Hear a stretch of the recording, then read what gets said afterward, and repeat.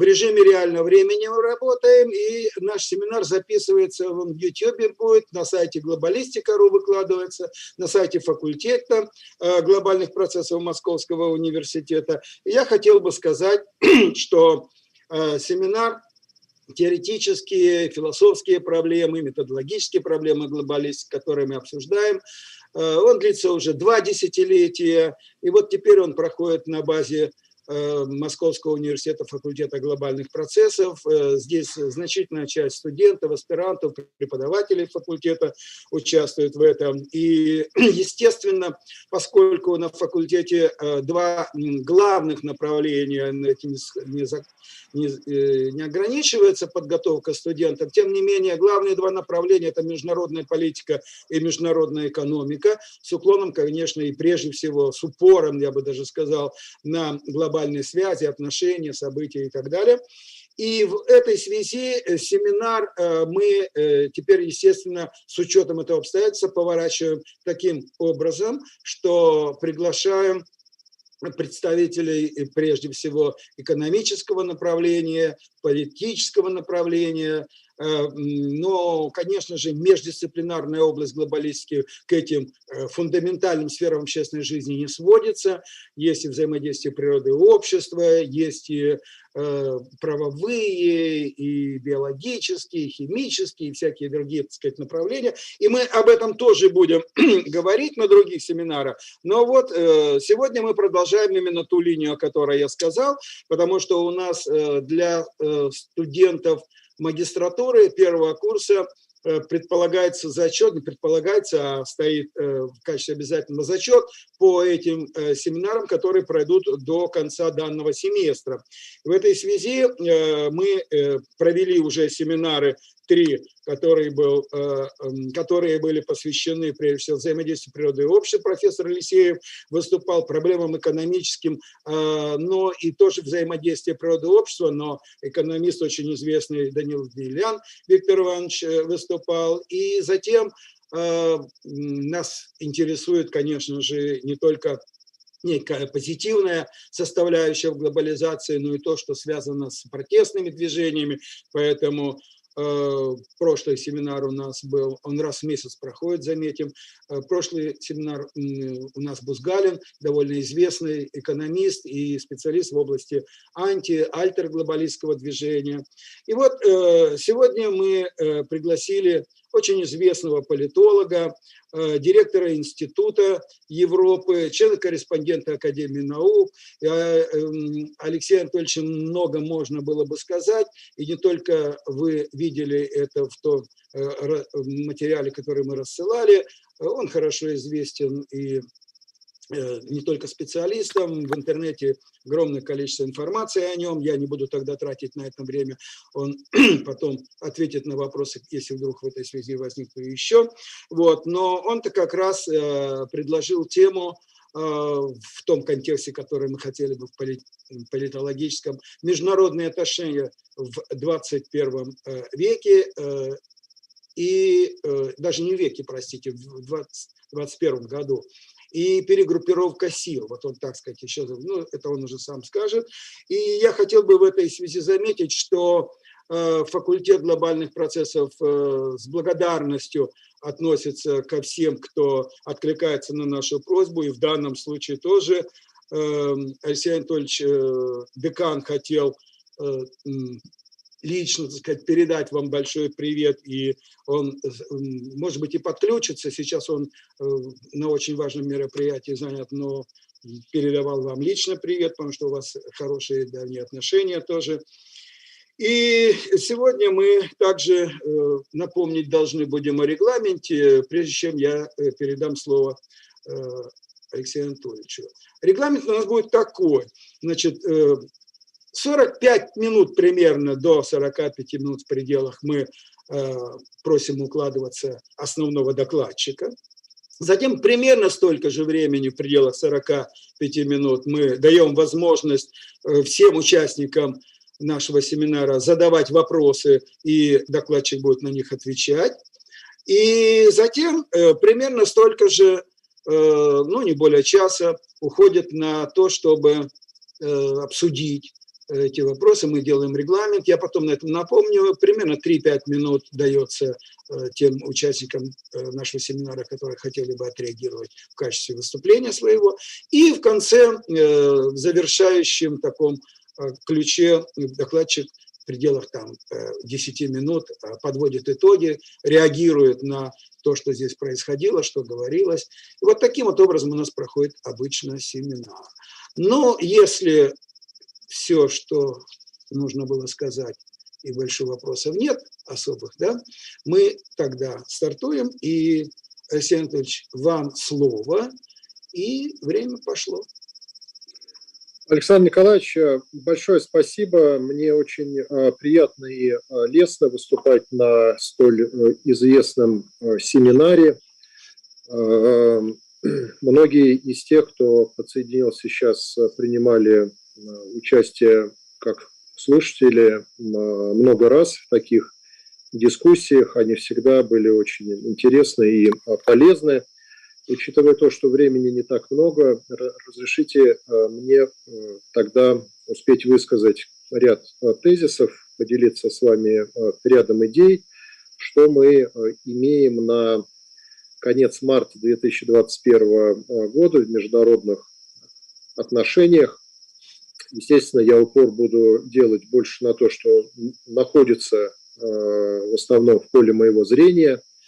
Это и Европа, но далеко не только, это и Соединенные Штаты, и Китай.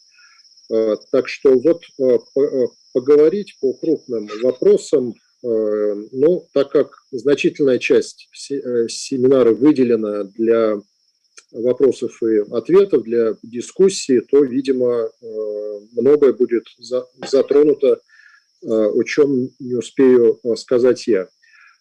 Итак, 2020 год, а, видимо, отталкиваться нам надо от событий в прошлом году. 2020 год для всех нас, для всего европейского континента, как, впрочем, и для всего мира, стал временем больших и небывалых, можно сказать, испытаний, но, по крайней мере, для живущих поколений.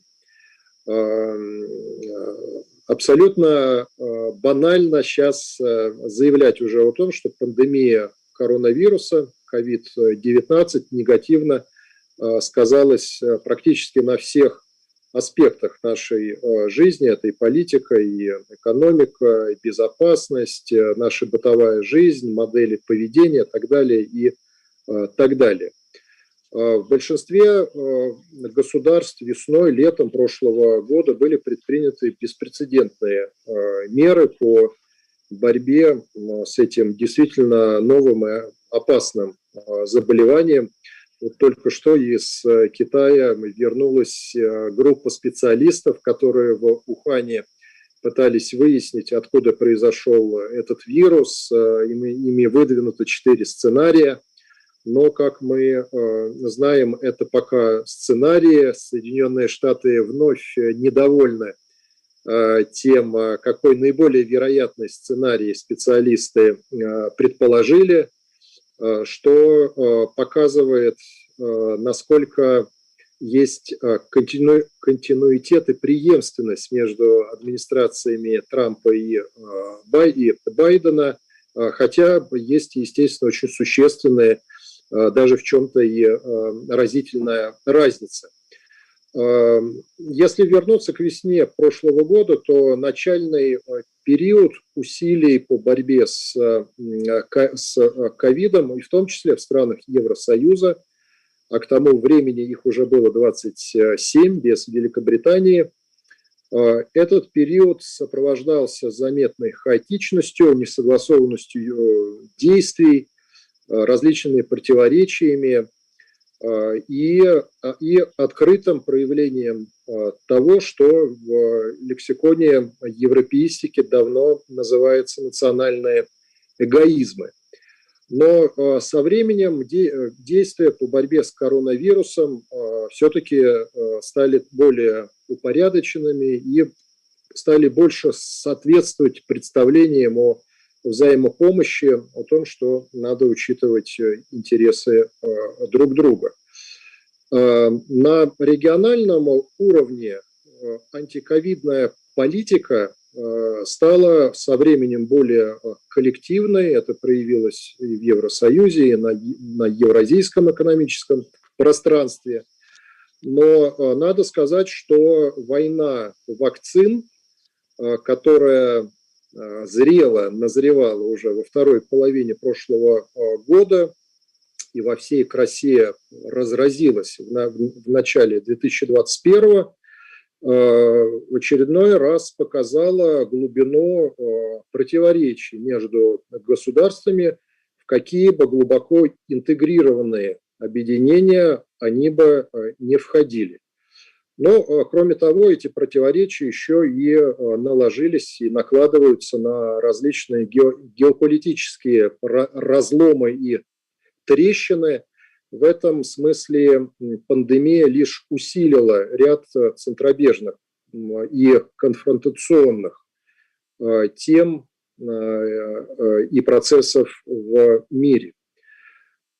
В старом свете государства были вынуждены форс-мажорно реагировать на эпидемию, но и одновременно продолжать осуществлять свои планы у каждой страны и свои собственные программы реформирования, модернизации, своя собственная стратегическая мысль. И по этим двум трекам реакция форс-мажорная на вот этот черный лебедь, если назвать его так можно, правда, с большой натяжкой, и, в общем-то, на канву, в которой находится любая страна, она должна продолжать жить, в том числе так, как это было в ее планах и программе. Ну вот в этом русле, мне кажется, находится представленная, например, в Евросоюзе новая стратегия.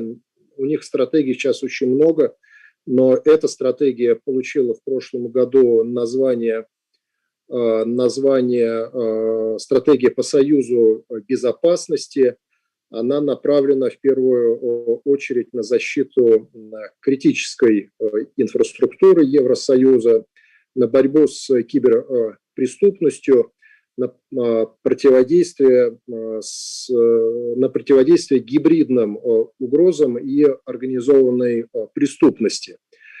Условия пандемии привели к ускоренному такому накоплению социальной напряженности, к повсеместному протестному потенциалу, который вырываться стал наружу в десятках странах мира, в том числе в Европе.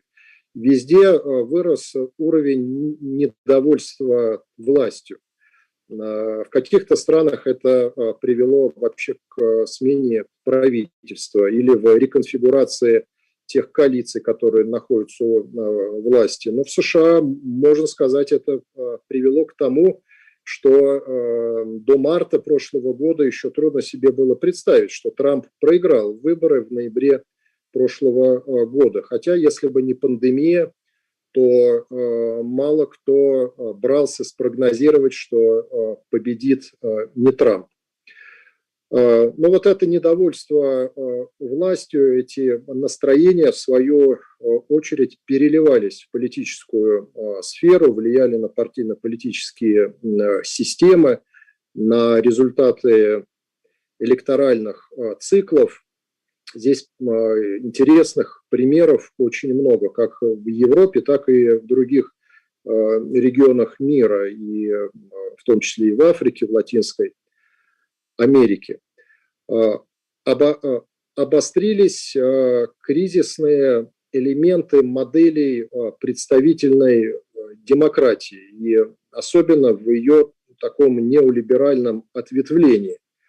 На фоне экстренных усилий правительств всех стран по решению критических проблем, в первую очередь в здравоохранении, охранении, то есть просто по спасению жизни людей, наблюдались наряду с ростом такой социальной конфликтности и одновременно консолидация общественных настроений вокруг решения этой общей проблемы. Как спасти себя, близких, своих соотечественников от беды.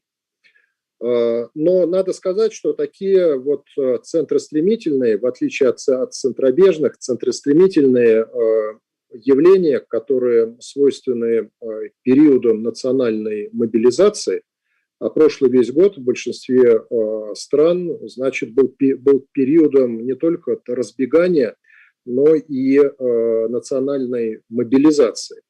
Где-то это получалось лучше, где-то хуже, но все равно это была мобилизация, какой бы политический режим, социально-экономическая модель не была представлена в той или другой стране. Но все-таки, если баланс брать между центробежными, центростремительными явлениями, лично мне представляется, что центростремительные тенденции не стали определяющими и не взяли верх над проблемами социальной сплоченности, над противоречиями между властью и обществом, над проблемой дальнейшего углубления социального неравенства, над проблемой дефицита демократии. Но вот Соединенные Штаты показали здесь и явились одним из немногих исключений, когда рекордное число населения пришло на выборы, но это связано было не столько с пандемией, сколько, в общем-то, с политической такой гражданской войной, в которой погружена страна последние уже несколько лет и особенно в последние месяцы. Феномены нового популизма, различных форм евроскептицизма, рост числа несистемных массовых политических сил как слева, так и справа. Вот эти явления не только не сдали своих позиций в 21-м, в 20-м, но и, можно уже сказать, в 21-м, но, судя по всему, они получают новое дыхание, у них открывается второе дыхание вот на фоне и политических, и социально-экономических, и психологических последствий пандемии. Но для соседей наших, для Евросоюза, прошлый год, там было достаточно много шоков разного масштаба, но 2020 год стал в том числе и временем окончательного выхода Великобритании из состава Евросоюза. В Евросоюзе трудно найти страну, где за последний год не были бы протесты различной социальной природы. Там сохранились очень существенные противоречия между центром Евросоюза и его периферией, между различными группами интересов внутри ЕС. Ну, а когда у вас 27 стран, то ясно, что даже в спокойные и стабильные времена много противоречий, что уж говорить о временах большого кризиса. Ну, если брать чуть шире, то 2020 год продолжится процесс стратегической расстыковки, то, что называется, да, стратегическая расстыковка, strategic decoupling между США и их союзниками в Европе. И вот эта стратегическая расстыковка уже в чем-то сглажена приходом в Белый дом Джозефа Байдена, но этот процесс ни в коем случае не повернут вспять после выборов в ноябре прошлого года, что доказывают и показывают события не только последних месяцев, но даже и последних дней. Но что там кризисы где-то далеко, надо, естественно, не забывать о том, что взрывной характер приобрел конфликтный потенциал на постсоветском пространстве. Вокруг России в 2020 году происходили очень многие неприятные вещи, мягко скажем. Но в политический кризис в августе, в сентябре, да и, пожалуй, всю осень погрузилась Республика Беларусь. Вспыхнула осенью масштабная война в Закавказье, на Южном Кавказе между Арменией и Азербайджаном. Тревожная ситуация такого тлеющего гражданского конфликта наблюдается после президентских выборов в Молдове, где вот до сих пор идет противостояние между социалистической партией и новым президентом. Вот интересно, что Санду буквально на днях, вчера или позавчера, обратилась к президенту Путину с просьбой поставить на условиях гуманитарных или закупить для Молдове спутник Ви. Но мы помним, что в очередной такой силовой слом власти вошла и Киргизия, Киргизстан. Сейчас, так сказать, ситуация несколько стабилизировалась, можно сказать, во многом пришла в норму, но, в общем-то, это на первый взгляд, а так страна в очередной раз подтвердила репутацию очень нестабильной с точки зрения политической системы, политического режима.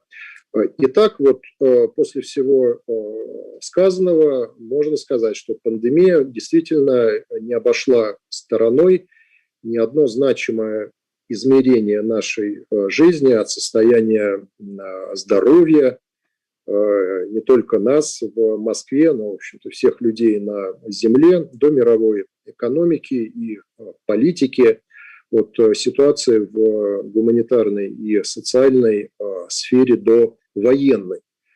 Причем надо сказать, что принципиальных изменений в большинстве из этих сфер новое опасное заболевание ни прямо, ни косвенно не принесло. Но, по крайней мере, я этих принципиальных изменений пока не вижу.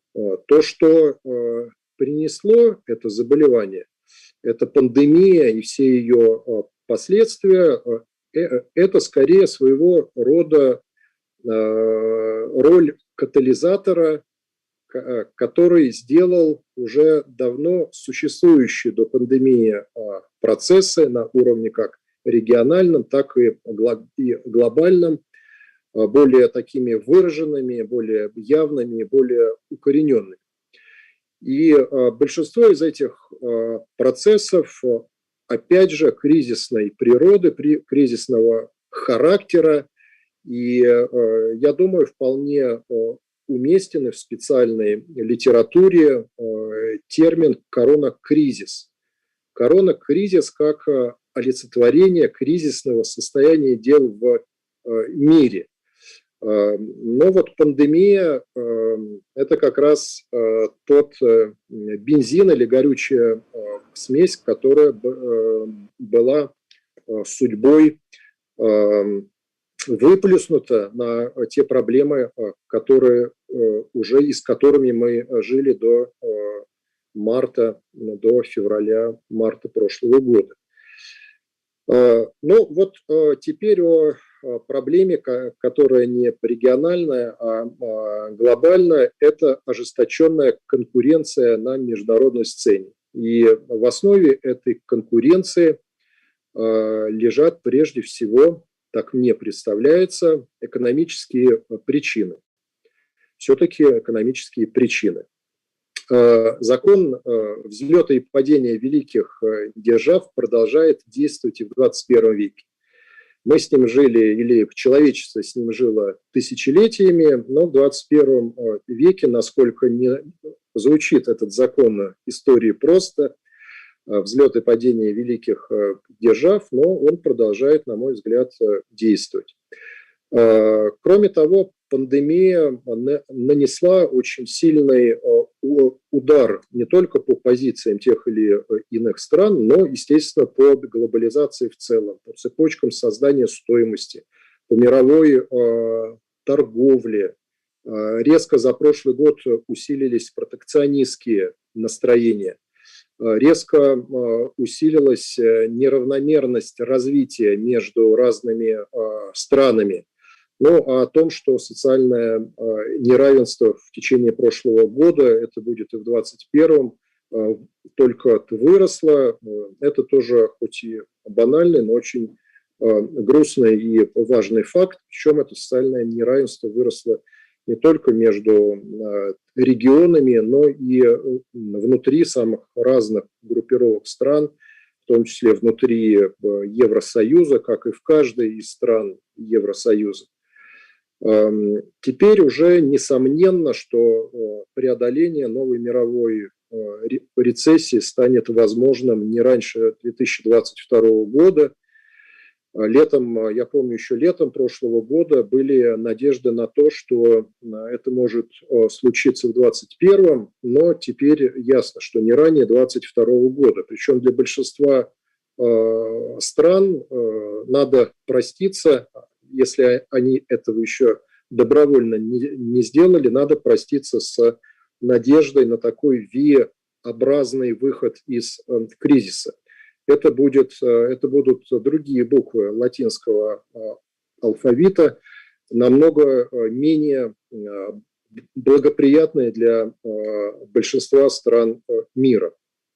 Есть страны, которые даже за 2020 год вышли в плюс по росту ВВП, их не так много, но, естественно, больше всего внимания обращает на себя Китай. Вот в создавшейся этой тяжелой экономической ситуации, если вновь обращаться к Евросоюзу, в Евросоюзе власти продолжали настаивать на том, что провозглашенная еще в конце 2019 года такая мегапрограмма, стратегия по переходу единого рынка на рельсы зеленой экономики, несмотря на пандемию, не подлежит пересмотру. И все равно к 2050 году 27 стран должны и обязаны достичь цели по переходу к экономике с нулевым балансом выбросов углеводородов. Даже есть мнение о том, что пандемия лишь подчеркнула, что этот переход должен быть сделан, и, может быть, даже в сроки меньше, чем до 50 года, что, конечно же, сталкивается с непониманием большой части и крупного бизнеса, и населения, как же можно это сделать, за счет чего, значит, как за такой срок и в таких сложных условиях можно решать столь амбициозные для многих и иллюзорные задачи. Но, тем не менее, Евросоюз сейчас живет в новой ситуации, в философии вот этого зеленого перехода. В том числе не потому, что это идеология тех или иных движений зеленых, но потому что в этом Евросоюз, какие-то его крупные лоббистские бизнес-структуры пытаются решить и задачу по недопущению ослабления конкурентных преимуществ Евросоюза в новой ситуации полицентричного мира 21 века.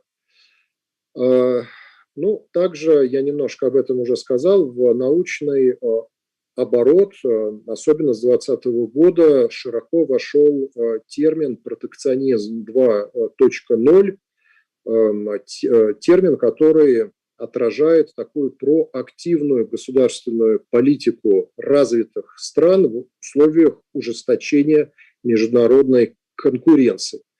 И инструментарий этого протекционизма 2.0, в общем-то, он не только на бумаге, этим инструментарием вовсю пользуются многие страны, начиная с Соединенных Штатов. Они это показывали еще при пересмотре соглашения НАФТА, или, например, когда они вели переговоры по заключению так называемой первой фазы экономического и торгового соглашения с Китаем, о которой сейчас уже многие забыли. Вот углеродный налог, идея углеродного налога, экономические прямые и вторичные санкции как метод борьбы с помощью недобросовестной конкуренции, защита, попытки защитить национальные рынки по причине, а часто под предлогом интересов безопасности, все эти явления, насколько я понимаю, и укладываются в представление о протекционизме 2.0. Ну вот, например, Евросоюз в этом русле и выстраивает свою новую промышленную стратегию. Промышленную стратегию, которая, как это записано уже в принятых документах, базируется на принципах импортозамещения, локализации и защиты своих рынков от так называемых нежелательных иностранных инвесторов. Как мы видели весь прошлый год, и это продолжается с новой силой в 2021, обстоятельства пандемии были использованы многими странами для дальнейшей раскрутки не только антироссийской, но и антикитайской пропаганды. И я думаю, что 2021 год только, значит, здесь события будут раскручиваться дальше в этом направлении. Ну, часто используют термин «деглобализация», и в каком-то отношении до определенных границ, мне кажется, он имеет право на существование. Например, среди элементов деглобализации можно назвать разворачивающееся противоборство в сфере высоких технологий, политика импортозамещения. Вот когда у нас в стране об этом говорить стали очень много с 2014 года, то считалось как бы, что вот чуть ли не одна Россия к этому стремится. Но сейчас термин импортозамещения, он встречается в стратегии Евросоюза, о которой я уже сказал, в стратегии промышленной политики Соединенных Штатов, ну и в политике большинства других развитых стран. Ну, если взять Китай, то Китай главный упор, вот у нас в стране был упор сделан на импортозамещение в сельском хозяйстве, действительно там достигнуты были большие успехи, у которых тоже спорят, но это уже к другому разговору. Что касается Китая, то он осуществляет многомиллиардные вложения в развитие робототехники, в собственное производство телекоммуникационного оборудования, в развитие своей собственной микроэлектроники, потому что пока во всех этих вопросах Китай очень сильно зависит от внешнего мира, а внешний мир, в первую очередь в лице Соединенных Штатов, делает все для того, чтобы через это уязвимое место пока в китайской экономике оказывать давление на эту страну. и тормозить ее развитие. Надо сказать, что положение дела в мире ухудшалось и ухудшается не только в плане глобальных угроз для нашего здоровья или социального благополучия, но и в сфере жесткой безопасности. Поначалу, весной прошлого года, могло показаться, что пандемия оказывала такой сдерживающий эффект на военную активность в мире, что, естественно, не то же самое, что военное планирование. Так, ряд военных учений в Европе были отменены или уменьшены по масштабу. Россия оказывала медицинскую помощь ряду стран, членов НАТО. Например, это была и Италия, и Соединенные Штаты, с которыми мы обменялись поставками медицинской техники и оборудования.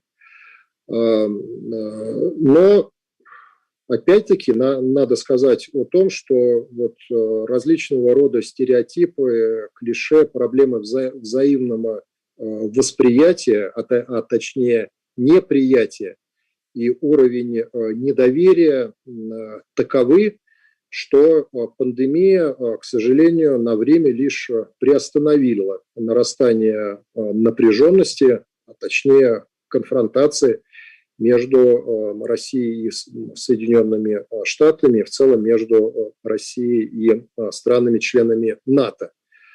Ну и надо сказать, что если даже НАТО под прессингом США будут сдвигаться к новым линиям противостояния в Южной, в Юго-Восточной Азии, что, в общем-то, уже происходит и что показала встреча министров и иностранных дел, и министров обороны НАТО, которые прошли в марте. Если НАТО будет сдвигаться к линиям противостояния не в Европе, а в Азии между США и Китаем, то это ни в коем случае не значит, что опасность военной ситуации в Европе станет меньше. Судя по всему, это, к сожалению, не случится. Есть надежды на достаточно эшелонированные консультации между Россией и США, которые со временем могут перерасти в переговоры о том, что же должно прийти через 5 лет на смену СНВ-3. Но вот что касается сферы обычных вооружений в Европе, здесь сдвигов пока больших нет. Но, не знаю, если по ситуации с ракетами средней и малой дальности или по договору об открытом небе сегодня кто-то захочет поговорить, то это можно будет сделать. Но вот все-таки мы констатируем эту ситуацию, но она не безнадежна, но, по крайней мере, признавая то, что ситуация очень тяжелая, мы не признаем, что из-за этого не надо ничего делать. И мне представляется, что именно в такой трудной ситуации и признавая все перечисленные трудности и факт практически полного блокирования и политического, и военного диалога между Россией и НАТО, надо продолжать пытаться сохранять и даже наращивать различные экспертные проекты с участием и российских, и европейских, и американских специалистов по деконфликтации. Этот термин пришел к нам из Сирии, но его, я думаю, что можно распространить на отношения между Россией и НАТО в целом, деэскалация, деконфликтация. Это надо делать, но и, к сожалению, надо этим очень много работать.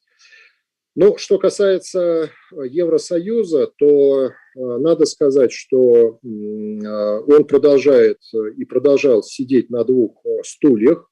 То есть, с одной стороны, у нас есть повестка глобальной стратегии Евросоюза, которая принята была в июне 2016 года. Есть уже целая философия оборонного пакта Евросоюза и стремление к достижению общей стратегической культуры, выражение, которое не раз звучало из уст политических лидеров и Франции, и Германии.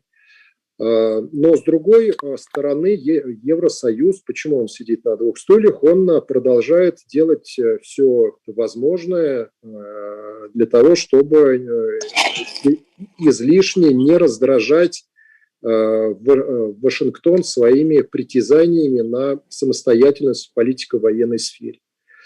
Вот здесь я изменений ни в 2021, ни в 2020 году по сравнению с тем, что до этого было, пока не вижу, хотя баланс сил между атлантистами в Евросоюзе и европочвенниками в Евросоюзе, этот баланс, он постепенно все-таки меняется.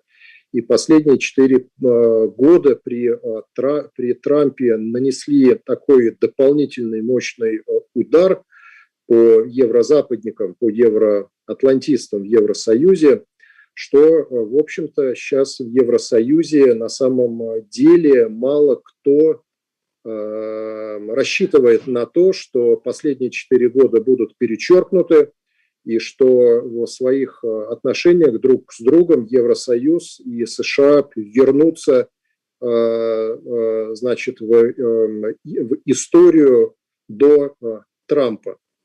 И сейчас, в общем-то, уже произошло в 2021 году достаточно много событий, которые показывают, насколько сложно будет США и Евросоюзу, или точнее США и их европейским союзникам хотя бы сгладить не на словах, а на деле те проблемы, которые у них росли за последние 4 года, и причем проблемы, которые корнями уходят далеко не в президентство Дональда Трампа, а в периоды намного более ранние.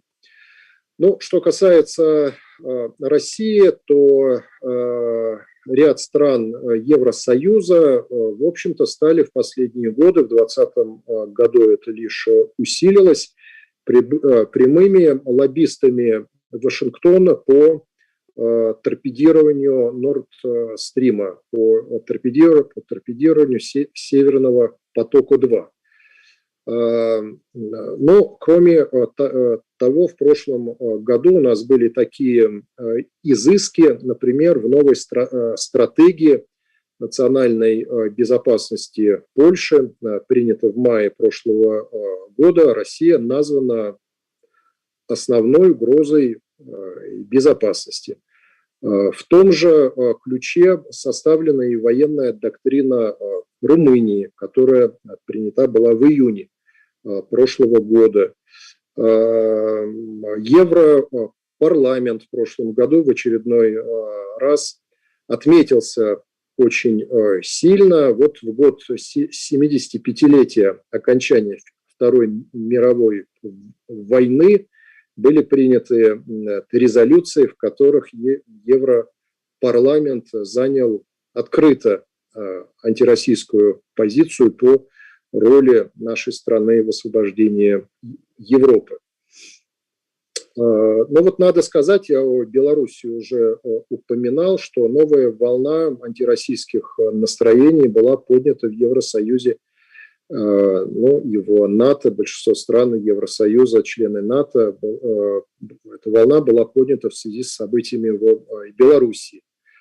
Но мы помним о том, как осенью прошлого года такую сугубо, мягко сказать, неконструктивную позицию заняли власти Германии вокруг ситуации с Алексеем Навальным. Ну, вот исходя из сказанного, какие можно сделать промежуточные выводы с расчетом уже на 2021 год? Я так понимаю, что вот у меня еще минут есть, может быть, максимум 5-7. Да, Первое, я бы сказал, на первом месте я поставил бы то, что конкуренция между ведущими центрами силы в мире ускоряется и приобретает все более необратимый и ожесточенный характер.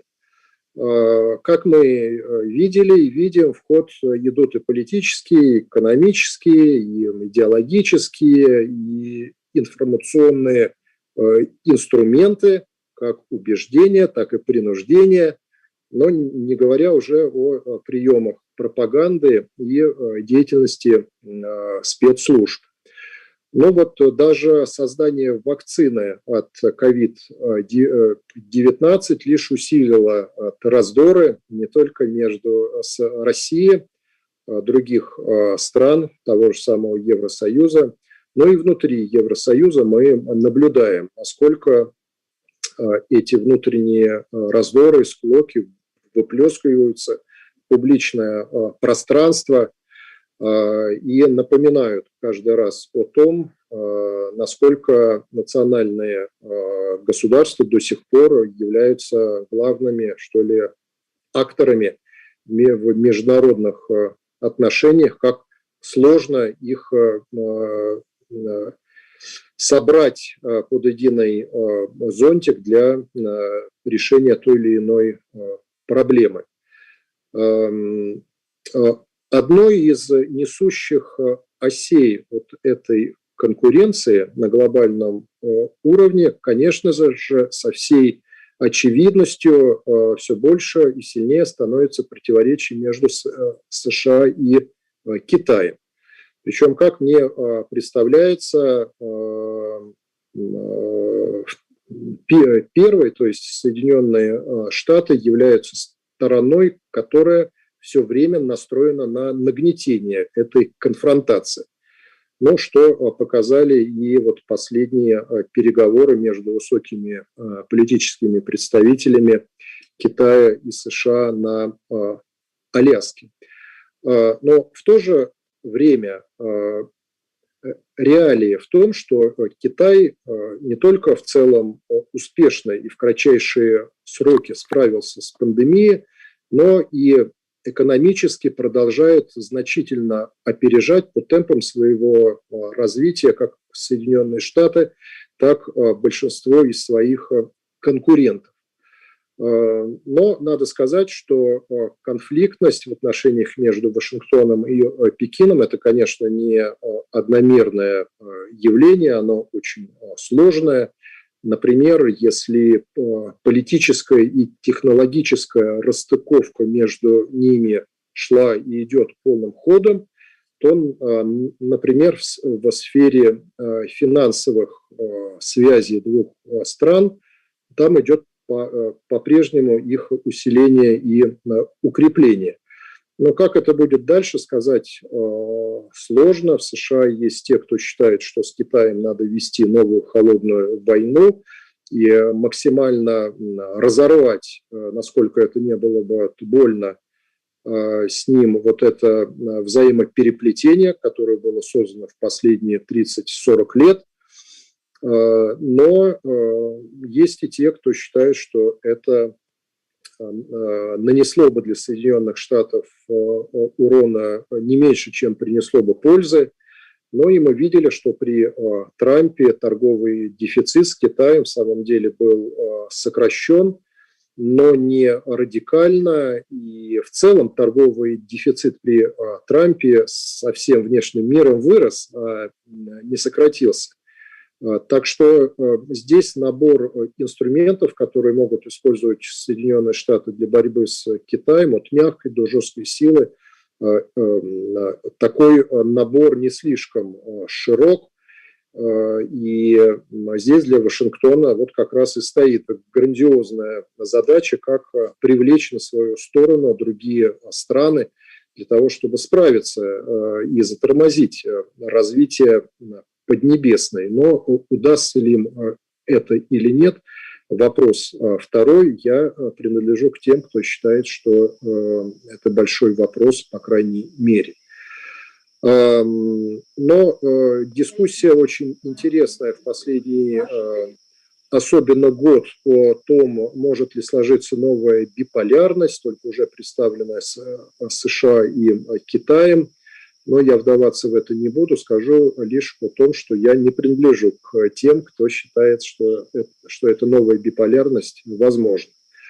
Ну и успею сказать о том, что второе, что очень важно, как бы оценивая события прошлого и текущего года, что мировая экономика втянулась в самую глубокую рецессию со времен Второй мировой войны, а может быть и Великой депрессии.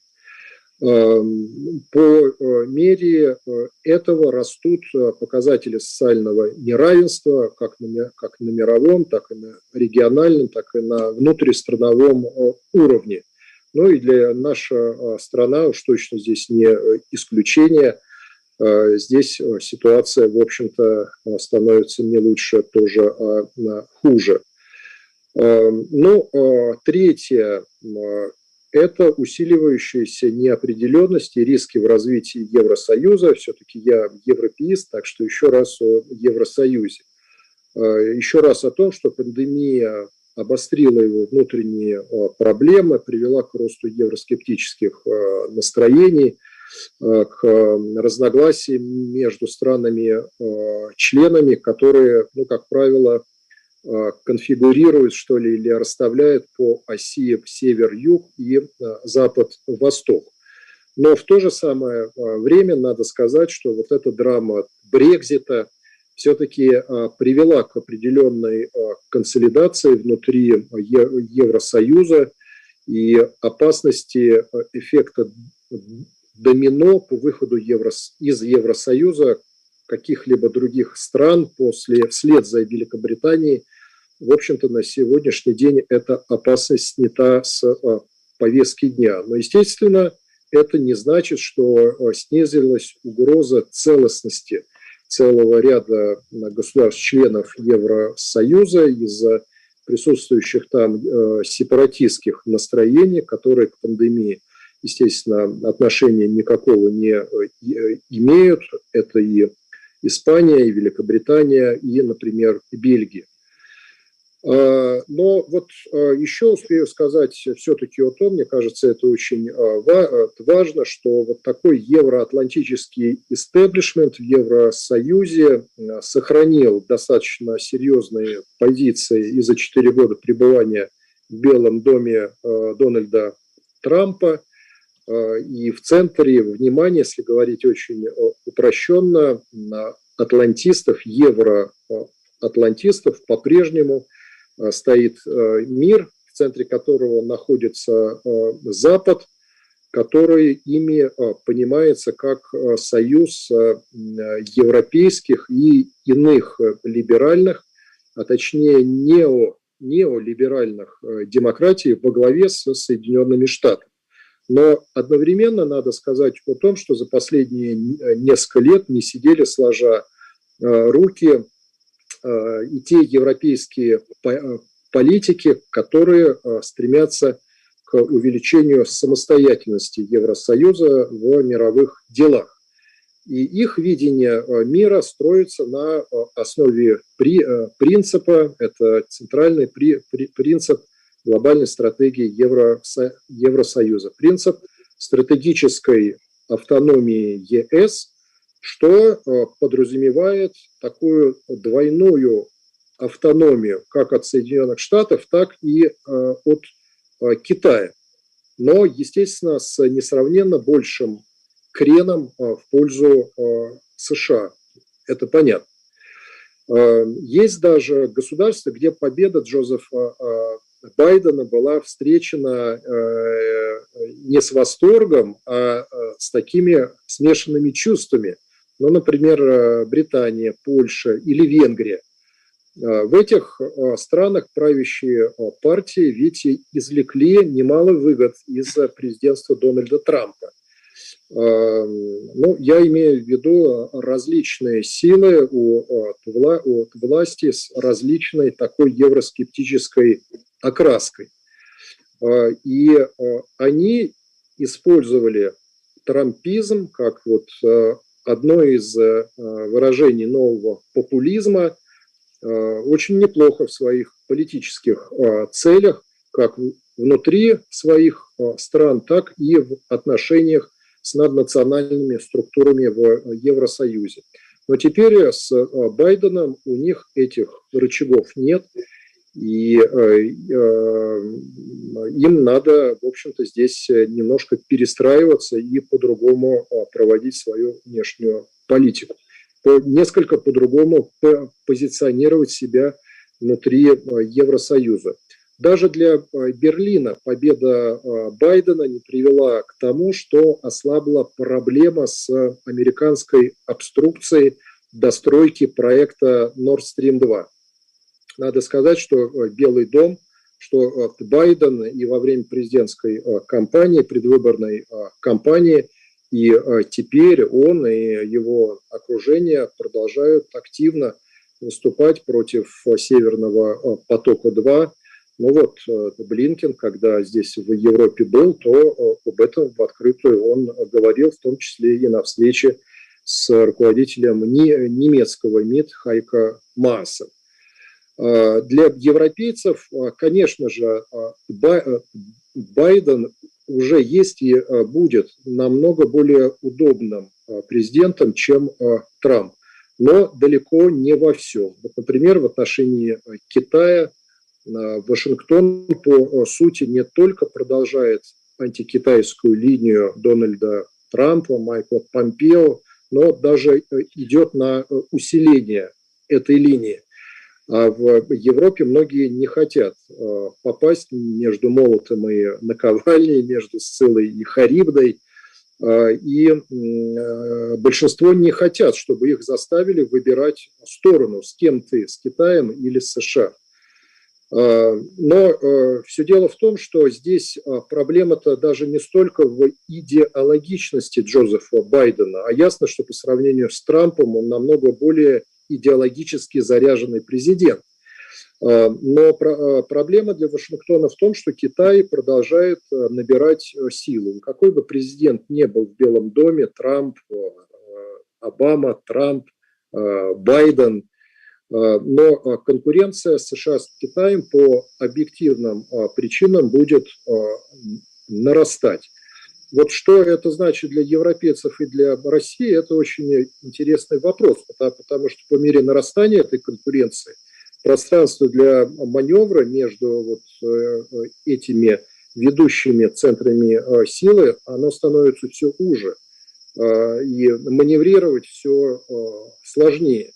Но, по крайней мере, для европейцев Россия, что ясно, сделала свой выбор, хотя, насколько я понимаю, не собирается складывать яйца в одну корзину, и тандем России и Китай – это достаточно серьезная заявка на сопротивление по тем планам, которые изложены в новой редакции военной доктрины и других стратегических документах, принятых и при Трампе, и то, что уже было сказано и заявлено при Байдене.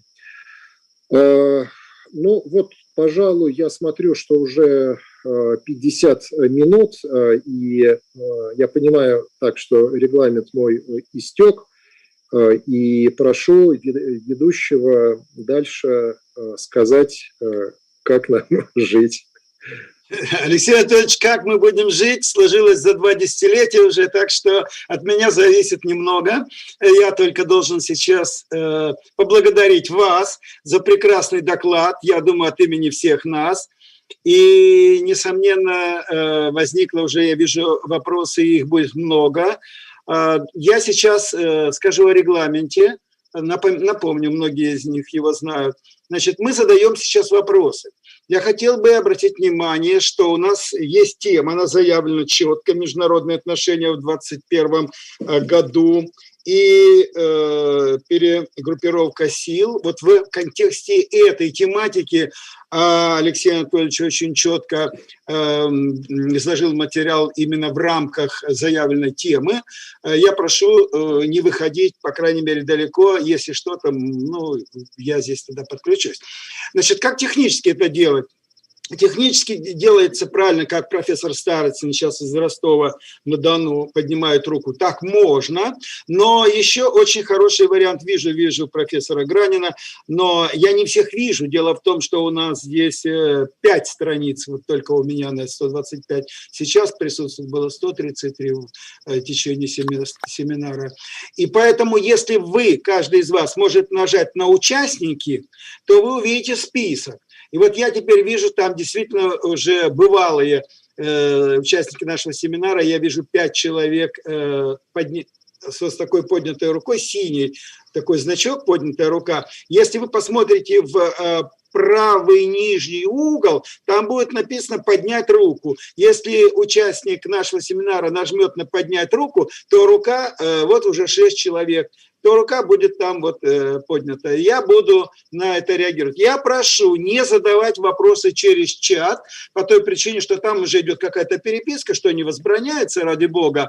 Но чтобы не отвлекаться, те, кто, например, написал чат, он просто поднимет руку, и в том порядке, в котором я буду давать слово, будут вопрос задавать. Итак, вопросы лапидарные, короткие, уточняющие позицию докладчика.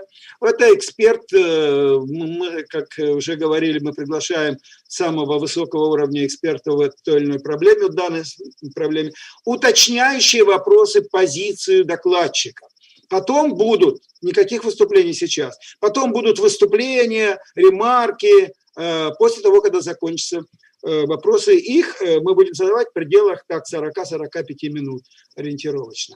Ну, а сейчас, ну, давайте начнем тогда. Я вот смотрю здесь по очереди, да. Гранин, профессор Гранин. Да, я еще прошу обязательно представляться каждого. Скажите, кто вы и откуда. Ну, чтобы участники понимали, с кем имеют дело. Пожалуйста, Гранину профессору даю слово и представьте себя, задавайте вопросы. Да, добрый день, коллеги.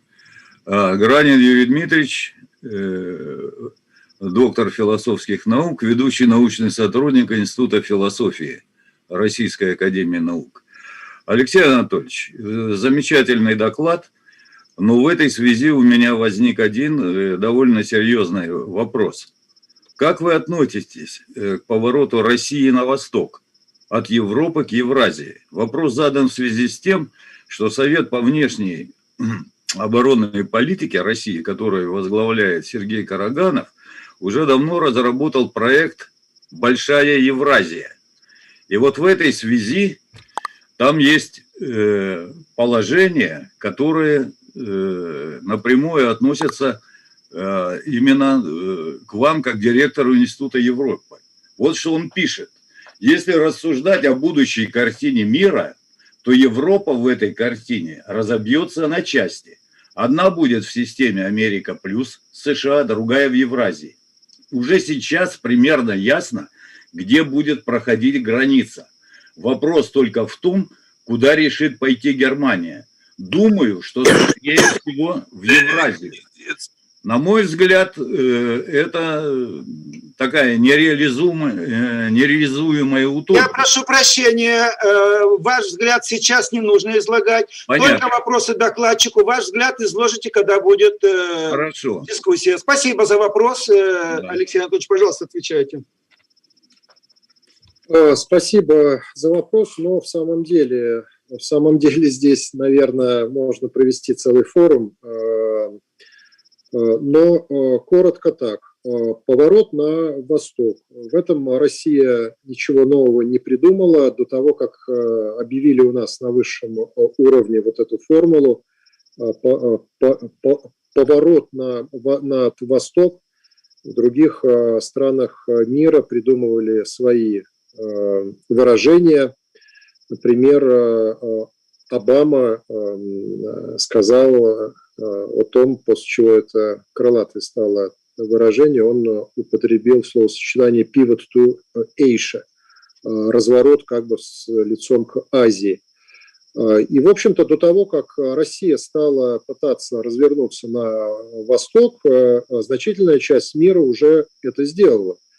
Но у Соединенных Штатов и Китая товарооборот во много раз превышает товарооборот, например, между Россией и Китаем, или товарооборот, если взять Германии и Китай, многих других стран. Они больше, чем наша сумма в 100 миллиардов долларов.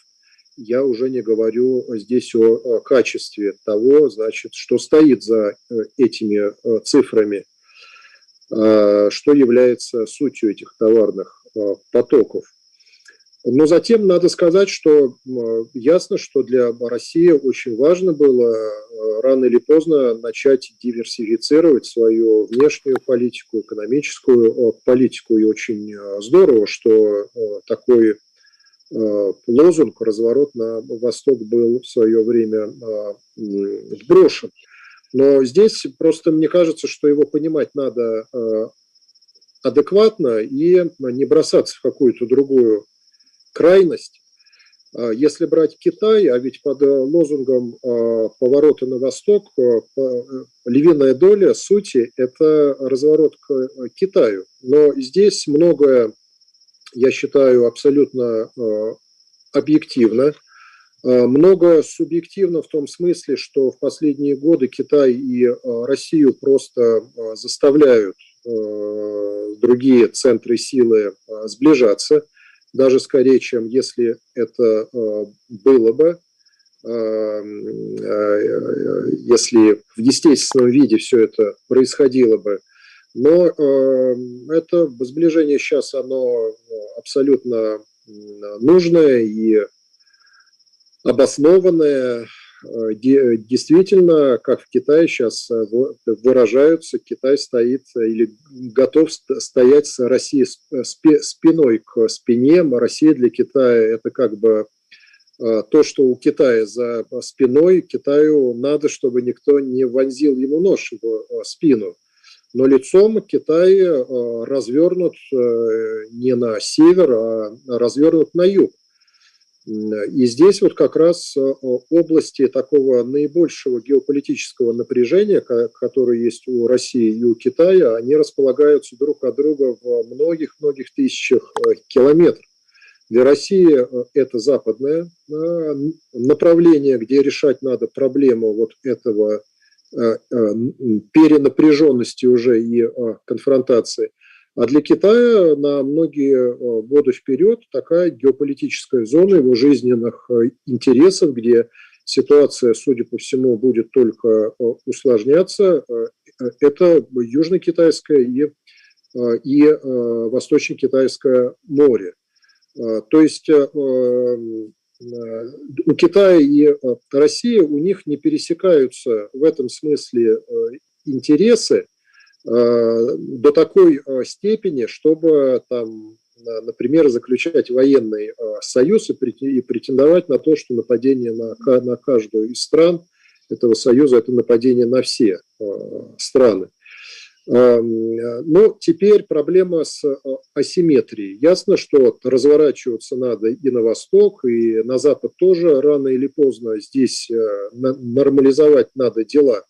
Если Россия будет стоять лицом к востоку, то спина-то у нее не прикрыта. Какая же это тыл надежный, если там происходит такое с Евросоюзом и с НАТО. Но вопрос асимметрии. Значит, если мы все ближе сближаемся с Китаем, может быть, потом с какими-то другими странами, то Россия там, она играет какую роль? Это паритет, ведущую роль или младшую роль. Но мы знаем, что асимметрия между экономиками Китая и России, она растет из года в год. Здесь абсолютно нет ничего нового. С технологической точки зрения Китай все уходит дальше в отрыв от России. По доходу на душу населения, по средней заработной плате Китая фактически уже по всем этим показателям стоит впереди нашей страны. Но надо не забывать о пространственном развитии России. Легко бросить клич «разворачиваемся на восток». Ну а где живет львиная доля нашего населения, где сосредоточены все ведущие наши административные, промышленные центры? Ну, все в европейской части. Львиная доля инфраструктуры тоже в европейской части. Я сейчас не буду уже вспоминать о культуре, о менталитете, о мировоззрении. Здесь тоже для россиянина нельзя взять и выбрать какую-то часть света и только ей принести клятву. Вот в двух словах. Спасибо, Алексей Анатольевич. Я еще раз хочу подчеркнуть, что мы уточняем позицию докладчика. Дело в том, что Алексей Анатольевич, как нетрудно вам всем понимать, может прочитать еще десяток лекций сейчас по разным аспектам современного мира, потому что тема, конечно, очень большая. И в этой связи я прошу уточняющие вопросы, но Алексей Анатольевич будет тоже также лапидарно отвечать, потому что вопросов много, и мы их продолжим сейчас задавать. Я Дергачевой Елене Александровне, профессору Российской академии наук, предлагаю. Здравствуйте, Алексей Анатольевич, рада вас слышать, очень интересный доклад. У меня такой уточняющий вопрос. Можно ли по напряженности современных политических и экономических процессов сопоставить эти процессы с периодом столетней давности, Первой мировой войной и сменой мирохозяйственных укладов? Как вы думаете? Вопрос очень интересный, но, конечно, жутко сложный, потому что он подразумевает, что параллели надо проводить между историческими эпохами и периодами, что, конечно, такая очень сложная и скользкая вещь. То есть подскользнуться можно очень легко, но все-таки, да, все последние годы, и когда мир вспоминал, юбилей был начало Первой мировой, потом ее окончание. Много разговоров было, и книги целые написаны были о природе конфликта. Все-таки как в этот конфликт, Первую мировую войну страны вошли сознательно или как сомнамбулы. Вроде бы этой войны никто не хотел. С другой стороны, для историков, особенно того периода, все знают о том, что наращивались военные бюджеты, строились дредноуты, танки, самолеты и так далее, и так далее. То есть нельзя сказать о том, что Первая мировая война возникла из ничего. Я все-таки придерживаюсь достаточно традиционной точки зрения, что вызревала она очень долго, и субъективный фактор, может быть, в самом деле какое-то время под конец ее сдерживал. Монархии и правители, может быть, не все хотели, а если и хотели, то далеко не ту войну, которую они заполучили. Но все-таки вот мы видим, что всего доброго, здесь меня отвлекает, спасибо. Первая мировая война стала возможной, как и вторая, потому что были созданы структуры противостояния. Вот именно структуры, и идеологические, и военные, и политические. И сейчас у нас, значит, или холодная война после 1945 года, например, я считаю, что она не возникла ни в 1945-м, ни в 1946-м из-за речи Черчилля, но что к концу 40-х, в 1948-м, в 1949-м накопилось такое количество критической массы противостояния, что да, в конце 40-х уже холодная война стала не вероятностью, а реальностью, и избежать ее уже было нельзя. А почему? Потому что были созданы структуры противостояния. Там различные организации, как экономические, политические, военные, которые заточены были на это противостояние. Значит, если рассуждать о том, что сейчас и что впереди, но все-таки до Первой мировой, как и до Второй, не было оружия массового уничтожения. Но в первую очередь я имею в виду ядерное.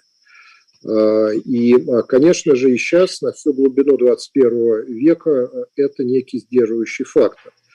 Но этого все-таки мало. Вот мы смотрим, есть какие структуры противостояния. Есть НАТО с одной стороны, с другой стороны, значит, есть там военное сотрудничество в союзном государстве в рамках ОДКБ. С Китаем сейчас мы де-факто во многом есть уже элементы военного союза. Там проводим совместные учения, взаимные патрулирования и военными судами, и стратегическими бомбардировщиками. И дальше-то это может только усиливаться. То есть вот когда особенно в военном планировании, в военном мышлении верх берет сценарий неизбежного столкновения, вот это, видимо, тот путь, который рано или поздно может стать неизбежным. Но пока я должен сказать, что в среде военных, как в России, так и в странах НАТО, ну, по крайней мере, в таких, как, между прочим, и Соединенные Штаты, и Германия, и Франция, ну, не говоря уже об Италии, предположим, существует все-таки пока представление о том, что надо не только не говорить о том, что рано или поздно разразится военный конфликт между Россией и НАТО. От этого большинство здравомыслящих военных, а военные, вот они, кстати, более здравомыслящие, как правило, чем политики, они открещиваются и считают, что сейчас проблема в том, что может возникнуть непреднамеренный конфликт, военный инцидент между Россией и НАТО, который может принять форму неконтролируемого витка эскалации и привести к использованию, может быть, вначале в тактических целях, а потом и в стратегических оружия массового уничтожения. Вот над этим работают и публично, и не публично. Здесь Институт Европы, Институт США и Канады. Достаточно много дел в последние полгода, год. Если вы зайдете на сайт Института Европы, Института США и Канады, или сайт известный, я думаю, многим вам, европейской такой сети think tank'ов European Leadership Network, то на этих сайтах вы найдете документ под названием «Рекомендации по снижению рисков эскалации между Россией и НАТО». Вот вы посмотрите, кто не только сам текст, но лист с подписантами, включая двух бывших генеральных секретарей НАТО, вот люди, которые стараются сделать все, чтобы предотвратить столкновение. А столкновение, если оно будет между большими державами, между державами клуба, официального клуба ядерной пятерки, не говоря уже о том, что может случиться между Индией и Пакистаном там, или из-за ситуации Северной Кореи, или если Иран примет решение все-таки о создании своей бомбы, то эта ситуация, она качественно отличается от того, что было и перед Первой и Второй мировыми войнами. Мы ужасаемся тем количеством жертв, которые мир понес в те годы, но ясно, что новая Третья мировая война, она будет другой и никому мало не покажется. Спасибо. Алексей Анатольевич, я хотел бы тоже воспользоваться возможностью такой задать вам вопрос. В той широкой палитре, которую вы нам сегодня предложили во взгляде на современный мир, как-то остался без внимания исламский фактор. А ведь не только там Сирия, Афганистан, но, скажем, Иран, Турция, Это важные такие аспекты, если мы будем говорить о теме, которую обсуждаем. Они остались без внимания в вашем докладе. Как вы это объясняете? И, пожалуйста, ваш взгляд на то, как бы вы ответили роли исламского фундаментализма. Александр Николаевич, спасибо. Но я не востоковед, и мне не хочется слишком глубоко идти в темы, где, в общем, можно непрофессионально что-то высказать. Но ясно, что это громадный фактор как для внутренней жизни нашей страны, так и для ее расчетов на какое-то внешнее позиционирование в мире 21 века. Россия с 2015 года вернулась на Ближний Восток, причем это сделала, несмотря на то, что я знаю лично кое-кого из ведущих специалистов по этому региону в нашей стране, они не верили, что мы не влезем так, как это случилось, к сожалению, в 1979-м. Но у нас это получилось, было сделано очень профессионально, там привлекались специалисты в самом деле и с языками, и со знанием культуры, и тысяч нюансов, которые надо знать, чтобы в других странах, значит, не наделать беды. Это сделано было, значит, с тех пор уже прошло, скоро будет 6 лет. Это неплохо. Я не считаю, что мы увязли на Ближнем Востоке. Мы пока от этого получаем больше выгод, чем каких-то неприятностей. Мы стали неким даже брокером в чем-то, не только в Сирии, но если брать большой Ближний Восток. Вот недавно в Москве прошла конференция по Афганистану, очень представительная. Вот недавно был тур нашего министра Сергея Викторовича по странам Ближнего Востока. Тоже там много очень примечательного было. В ОПЕК плюс мы играем очень большую роль. Здесь у нас тоже много карт в военном плане. Вот заявлено было вроде бы о том, что создано, что у нас теперь вот вроде бы базы или пункты военно-материального обеспечения не только в Сирии, но это будет, например, вроде бы и в Судане. Но исламский фактор, он еще очень важен вот как бы с точки зрения такого уродливого явления, как международный терроризм. И здесь, в общем-то, в России, я помню, сколько прилагали усилий для того, чтобы на этой базе найти точки соприкосновения и с западноевропейскими странами, с Соединенными Штатами. Ну, кое-что получилось, а в основном нет. Значит, но у нас в стране тоже с демографической точки зрения разные части населения показывают разные результаты. Но в США очень наглядно происходят эти процессы. Есть штаты, где уже даже по количеству зарегистрированных избирателей белого населения меньше, чем цветного. Но в основном там идет речь о латиноамериканском населении. Так что эти вопросы, с какой точки зрения их не возьми, но они играют очень большую роль. Вот для Китая. Китай же сейчас с помощью исламской темы пытаются тоже держать как бы под контролем. Вы знаете, что санкции против Китая введены такие массированные, массовые, точнее, были из-за ситуации с мусульманским населением на западе Китая. Так что, можно вспомнить историю про Косово, когда Запад разыгрывал мусульманскую и исламскую карту. Но именно потом исламский фундаментализм или радикализм или экстремизм стал выкашивать людей, значит, то в Париже, то в Брюсселе, то на юге Франции, то еще где-то. Так что, в общем, вот для России, как для многоконфессиональной страны, где мусульмане будут играть только большую, а не меньшую роль с ходом времени, это, конечно, вот очень важные факторы и мировоззрения, и безопасности, и то, как вмешиваться могут в наши дела.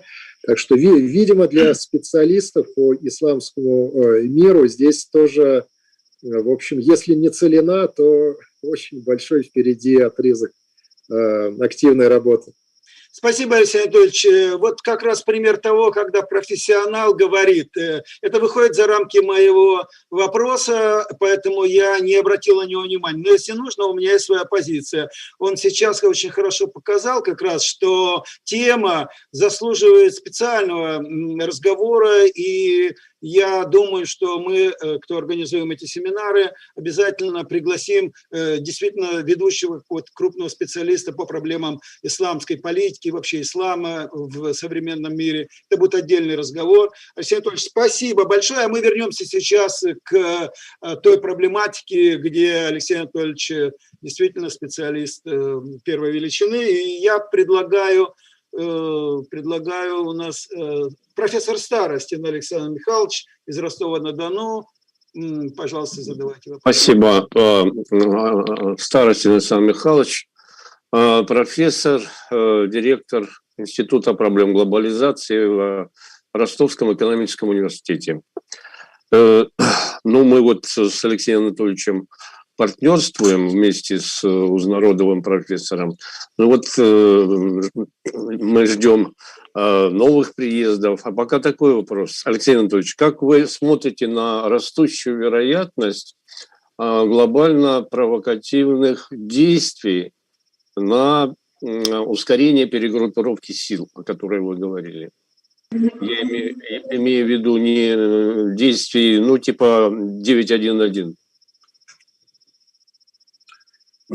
Но вы знаете, вот как бы то, что называется черные лебеди, значит, они возникают, правда, как правило, выясняется, что кто-то это давно предсказывал.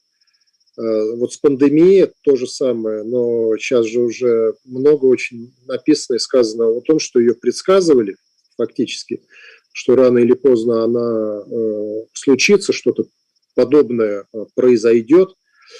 Но то же самое, что было и в сентябре 2001 года, в общем, да, это было шоком, но я думаю, что многие специалисты могли сказать, что это должно было случиться, но из-за особых на тот момент отношений между США и Востоком и исламским миром, которые после вторжения в Ирак, но только усугубилась эта ситуация. Вот, ну, как бы пандемия уже случилась. Значит, можно, конечно, спорить там о том, пандемия с чего началась, с заражения от летучей мыши, с передаточным звеном каким-то животного, или она вырвалась, этот вирус, из лаборатории в Ухане, или вообще этот вирус завезен был в Китай тем или иным способом. Сейчас разные версии. Вот как раз эта группа экспертов, которая от ВОЗ в Китае сейчас работала несколько недель, там интересные уже опубликованные материалы. И самый вероятный там, что это передаточный вирус, значит, от летучей мыши, но не напрямую, потому что оказывается, чтобы он передался напрямую для человека, для этого там должно было пройти много лет для мутации, а вот через какое-то передаточное звено, через животное еще какое-то. Значит, вы знаете, сейчас не думаю, что кто-то способен или заинтересован в том, чтобы встряхнуть мир еще раз под видом некого события, может быть, и не относящегося к рукотворному потому что сейчас все находятся в ситуации очень сложной.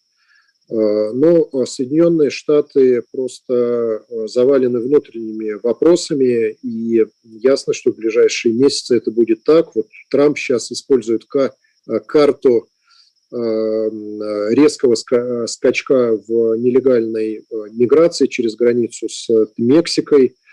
И большинство населения, кстати, в США также обеспокоено этой проблемой. Вот, видимо, республиканцы и демократы, у них линия противостояния будет идти в первую очередь по миграции.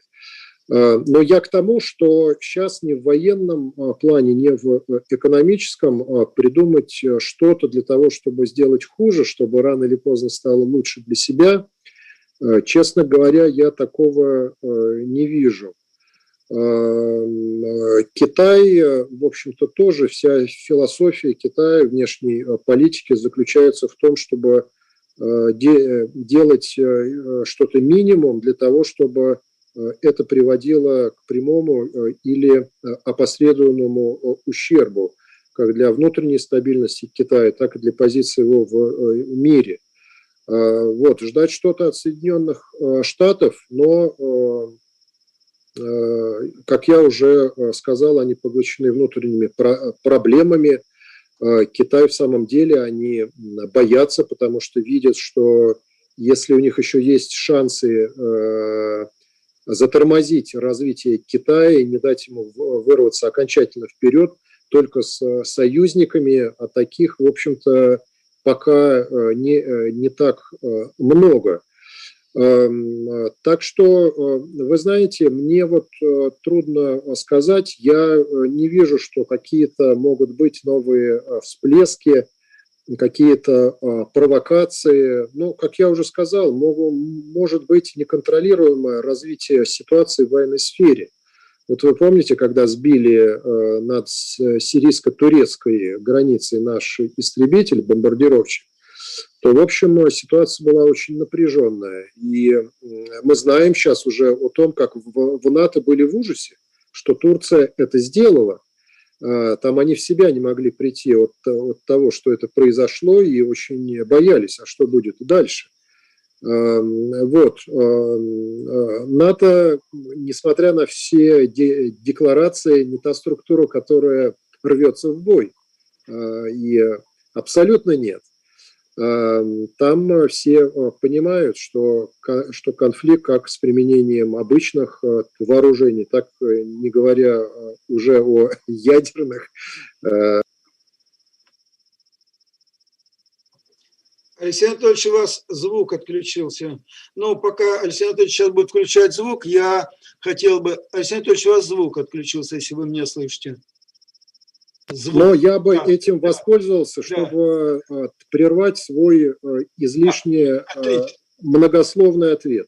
Нет, все нормально, просто темы очень сложные и очень кратко ответить, тем более всегда специалисты это не так просто, ну и хочется действительно поделиться мнением. Однако у нас еще немало вопросов, во времени остается немного отведенное. Мы можем немножко увеличить, конечно, но нежелательно, потому что еще будут выступления, а потом еще будет подведение итогов. Поэтому у меня просьба ко всем задающим вопросам, и Алексей Анатольевич тоже, так сказать, предельно уточняющие вопросы, позицию докладчика, и докладчик фиксирует свою позицию. Вот давайте тогда так, наверное. А сейчас профессор Махаматов, Таир Махаматович, потом Годоров Лазанский, ну, я могу поговорить потом последующие, вот как будет руки подняты. Спасибо большое, Алексей Анатольевич, очень интересное выступление и ответ на вопрос. У меня... Представьтесь, Таир Махаматович. Профессор финансового университета при правительстве Российской Федерации и дипломатической академии Министерства иностранных дел. У меня такой вопрос. Первый, два маленьких вопроса. Вот концепция перехода к зеленой экономике не напоминает ли немножко нашу программу строительства коммунизма в 80-е годы? Помните, Хрущев говорил, что нынешнее поколение будет жить при коммунизме в 80-е годы. И второй вопрос.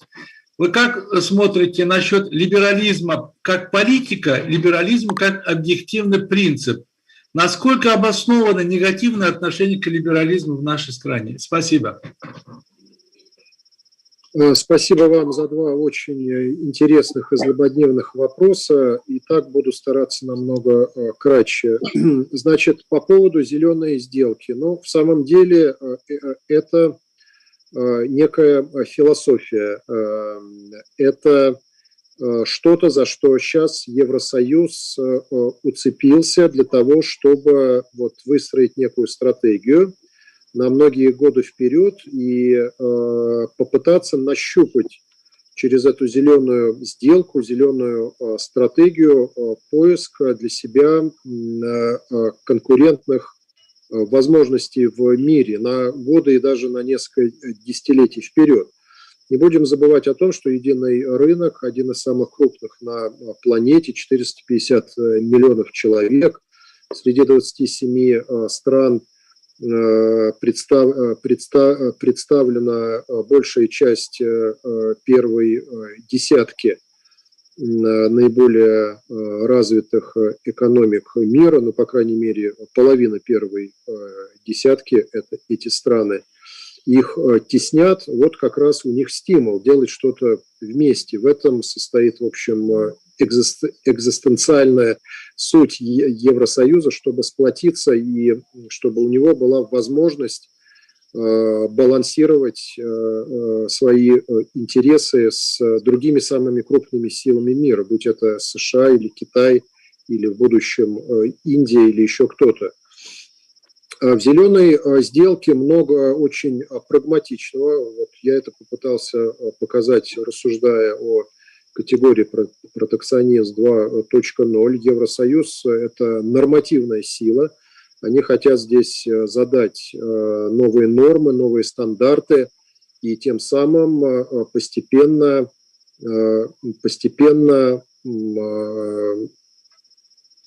заставлять не только Россию, но и Соединенные Штаты, Китай и другие страны этим стандартам следовать.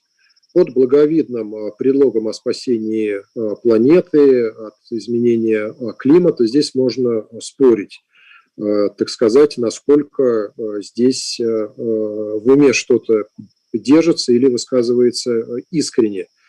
Но зеленая сделка – это очень серьезная вещь. В России, я понимаю, на это обращают очень большое внимание, особенно с немецкими коллегами. В последние месяцы было много различных конференций, форумов и консультаций, в том числе между Евразийской экономической комиссией и Еврокомиссией. Вот тема с водородом сейчас раскручивается очень сильно. Как будет формула выстраиваться вот этого углеродного налога на внешних границах Евросоюза, для нас тоже очень важна. Там есть расчеты, какое это может быть бременем для наших производителей и поставщиков. Но за этим надо следить, ни в коем случае не недооценивать это нельзя. Евросоюз на это уже выделил, пусть это будет все не так, как они хотят, и медленнее, но действительно очень большие суммы. Так что для них это вопрос выживания в мире конкуренции с перспективой до середины 21 века, так что все серьезно. Вопрос второй про либерализм. Ну, кому это интересно, простите за саморекламу. У меня во втором номере за прошлый год журнала Института Европы, журнал «Современная Европа», вышла статья про метаморфозы политического неолиберализма. Там как раз я достаточно много и подробно излагаю свои взгляды на то, что такое либерализм, что такое неолиберализм. В свое время я много занимался либеральной мыслью в Великобритании, там, начиная от Гоббса, Джона Лока и так далее. Так что там есть что сказать. И, в общем, у нас в стране много специалистов по политическим философиям. Я считаю, что есть в мире в 21 веке три великие политические философии. Это это либерализм, консерватизм и коллективизм. Из партийно-политических многих систем противостояние между ними или ушло, или перешло просто на уровень несколько другой. Но что касается либерализма, то он претерпел во второй половине века большие метаморфозы и трансформации. Одно из ответвлений классического либерализма стал социальный либерализм, на базе которого было выстроено государство благосостояния, но социальный рынок в целом и welfare state в частности, но было и затем ответвление так называемых новых правых или неолибералов. Но их неолибералами называли в этом смысле в Европе. Либерализм, например, в США всегда так критиковали людей с левым уклоном, что они либералы. Но на сегодняшний день многие просто это еще из-за пропаганды, которая вот на Западе сейчас расцветает. У нас тоже многие считают, что пропаганда часто перехлестывает. Но просто многие, те, кто не разбираются, они считают, что вот то, что сейчас является на самом деле неолиберализмом, это на самом деле вот тот самый либерализм, который родился в XIX веке. Весь XX век тоже был для многих путеводной звездой. Свободный рынок, свободная торговля, государство, ночной сторож, права человека, так далее, так далее. Но если разбираться, то на сегодняшний день я думаю, что неолиберализм в том воплощении вот тэтчеризма и рейгономики, как мы видели в 80-е, в 90-е годы, он свой ресурс выработал, и он выродился просто в псевдонаучную такую пропаганду. На это нельзя покупаться и нельзя выступать против либерализма из-за безобразия неолиберализма, потому что, как я уже сказал, три великие философии, как в XIX веке они сформировались, так, я думаю, в XXI веке многое будет зависеть от соотношения между ними. Но только между ними, а не о соотношении между их какими-то, значит, суррогатами. Алексей Анатольевич, я воспользуюсь случаем здесь продолжить ту мысль, которую вы так упомянули только. Вы являетесь главным редактором действительно очень интересного журнала «Современная Европа», который воспользован и который востребован на факультете глобальных процессов, потому что у нас целое направление в этом, так сказать, мы готовим студентов, аспирантов здесь. Поэтому мое предложение вам, но хотел бы сказать, что это касается всех участников нашего семинара, у кого есть что предложить, то, что я сейчас скажу, это Алексею Анатольевичу. Значит, если вы посчитаете возможным предложить этот журнал на сайт globalistica.ru, то мы с большим удовольствием в ряду тех журналов, которые там представлены, ваш журнал будем выкладывать. Но это в рабочем порядке обсудим. А дальше я хотел бы заметить, что не только докладчики, это само собой, но и интересные работы, которые в русле глобалистики, и прежде всего касаются ее и в контексте, в котором мы с вами обсуждаем семинары, можете предложить для библиотеки, там есть такая рубрика «Библиотека», на сайте Globalistica.ru. Поэтому, Алексей Анатольевич, если вы ваши работы, какие посчитаете нужны, ну и, естественно, права, на которые у вас есть, чтобы выложить их для пользования студентами, аспирантами, ну и для широкой аудитории, разумеется, мы были бы признательны. Более того, и Анатолий Андреевич, разумеется, и уже Андрей Андреевич, его мемуары, если вы правонаследник, я думаю, если посчитаете возможным, мы бы с большим удовольствием выложили на сайте globalistica.ru. Считайте, что это относится и к тем специалистам, которые посчитают для себя возможным сделать то же самое. А сейчас перенесемся, давайте, в Санкт-Петербург. Годоров-Лазовский задаст вопрос, сейчас представится, и затем Андрей Марченко. Годоров-Лазовский Максим Григорьевич, РФО, Санкт-Петербург. Я в продолжение вопроса Елены Александровны задам вопрос. Ну, конечно, спасибо Алексею Анатольевичу за замечательный доклад. И мне очень понравился тон, которым вот был изложен материал. Совершенно удивительный. Спасибо. Так вот, вопрос такой. Существует ли некий оптимум международной напряженности для этого века? И насколько мир сейчас этому оптимуму соответствует? Спасибо.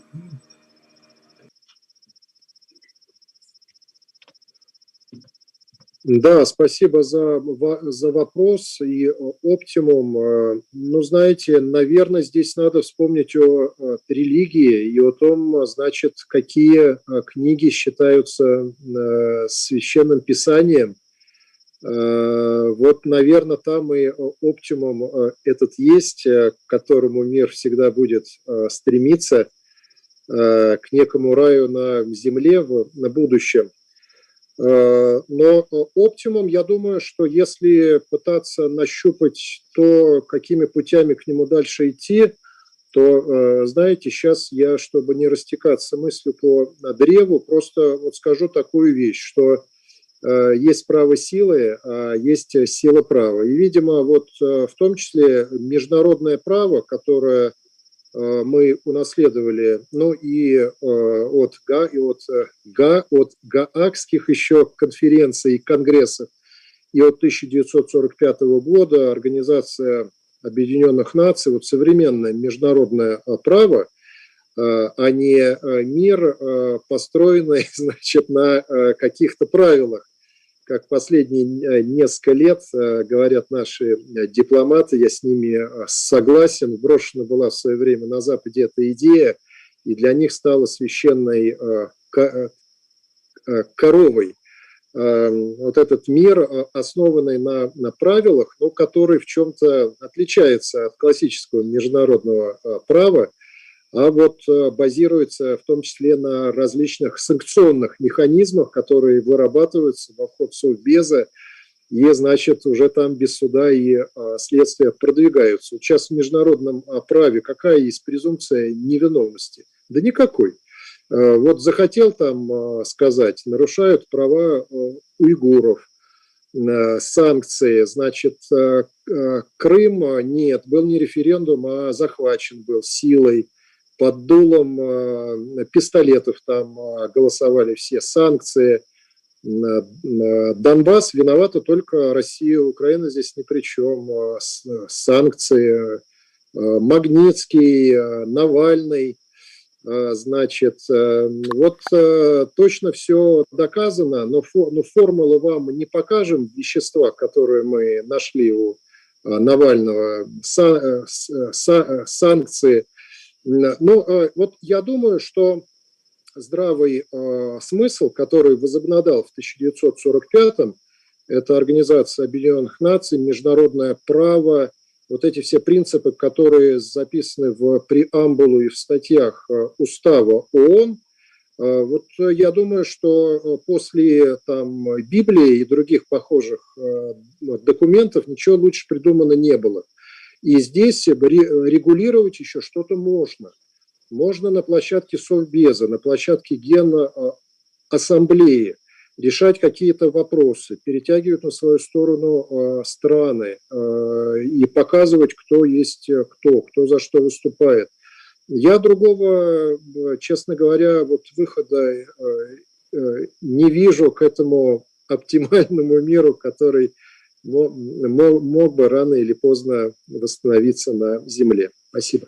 Так, уважаемые коллеги, наше время по задаванию вопросов подошло, что называется, к своим предельным значениям, то есть мы вышли уже за рамки, поэтому мы не прекращаем вопросы, ну, потому что они есть, но их много. Значит, мы переходим в так называемый режим блиц.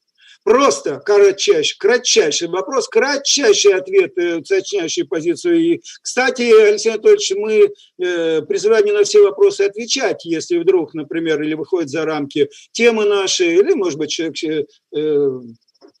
докладчик считает, может быть, для другого разговора этот вопрос и так далее.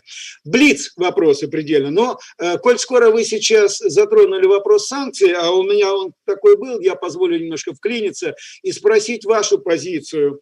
Значит, понятно, что санкции штука нехорошая не только для тех, против кого она применяется, ну и санкции, естественно, бьют по тем, кто их вводит, но, очевидно, какие-то аргументы перевешивают, и они все-таки, тем не менее, вводятся. В этой связи вопрос такой. Не полагаете ли вы, что санкции все-таки теснейшим образом связаны с теми процессами, которые мы именуем глобальными процессами, с глобализацией? До глобализации, до глобальных процессов как-то мы о санкциях не говорили, более того, до многоаспектной глобализации мы о санкциях не говорили. В этой связи вопрос такой. Можем ли мы рассчитывать на то, что вот благие пожелания или, может быть, ну, здравый смысл, к которому могли бы апеллировать, были бы достаточно для того, чтобы все-таки вот эту санкционную войну прекратить? Или это уже то, что с нами теперь пришло и навсегда? Александр Николаевич, спасибо за вопрос. Я-то как раз считаю, что санкции – это не проявление глобализации, это проявление деглобализации. А ведь санкции были еще вот впервые, насколько я понимаю, специалисты по санкциям считают, что санкции на Россию впервые, значит, со стороны Запада накладывались во время Ливонской войны при Иване Грозном. Тогда там запретили продавать, значит, составляющие для производства пороха. Санкции на нас накладывали там и в начале 20 века, когда все-таки о глобализации, так как сейчас не говорили, когда глобализация уже была, она, наверное, была много веков, она шла, но глобального мира, конечно, и в 21 веке еще не было, если не принимать агломерацию империй за глобальный мир, но это все-таки немного другое. Я думаю, что как раз то, что санкции все чаще к ним обращаются в последние годы, все чаще без каких-либо ссылок на международное право, на устав Организации Объединенных Наций, тем более на решение Совбеза, это как раз проявление деглобализации, проявление центробежных процессов. И те, кто говорят о том, что они это делают для того, чтобы кого-то наказать и тем самым вернуть глобализации ее былой блеск, я думаю, это или самообман, или намеренное какое-то введение общественности в заблуждение. Так что я думаю, что, во-первых, рано или поздно это прекратится, потому что в Евросоюзе, найдите мне специалиста, который скажет, что санкции там, Евросоюза против нас достигли цели. Нет, естественно, мне, вы знаете, говорили высокопоставленные, причем находящиеся на службе европейские дипломаты, что, вы знаете, вопрос с санкциями, вы не будируете пока этот вопрос, потому что это единственное, что сплачивает нас. А если еще мы передеремся внутри Евросоюза из-за санкций в отношениях России, то нам будет еще хуже. До такого. Против Китая вводить санкции, но это все равно, что против Штатов. Я, конечно, не считаю, что Китай уже достиг могущества в экономическом плане, в технологическом, не говоря уже о финансовом, о роли юаней, доллара. Здесь пока сравнивать рано. Но все-таки то, что санкции вводятся с пониманием, что они не достигнут своих целей, то есть как орудие конъюнктурной политики, это настраивает на надежду на то, что рано или поздно это прекратится. Тем более, что чем санкций будет больше, тем больше глобализация будет разрушаться и бить по тем, значит, кто больше залезать будет в собственную скорлупу. А что же тогда будут делать эти страны мира, которые основаны, их благосостояние на экспорте Это и Германия, и Китай, и во многом еще и Соединенные Штаты, и другие страны. Да, ваша позиция достаточно четко изложена. На этот счет я Марченко предлагал задать вопрос. Точнее, он хотел бы.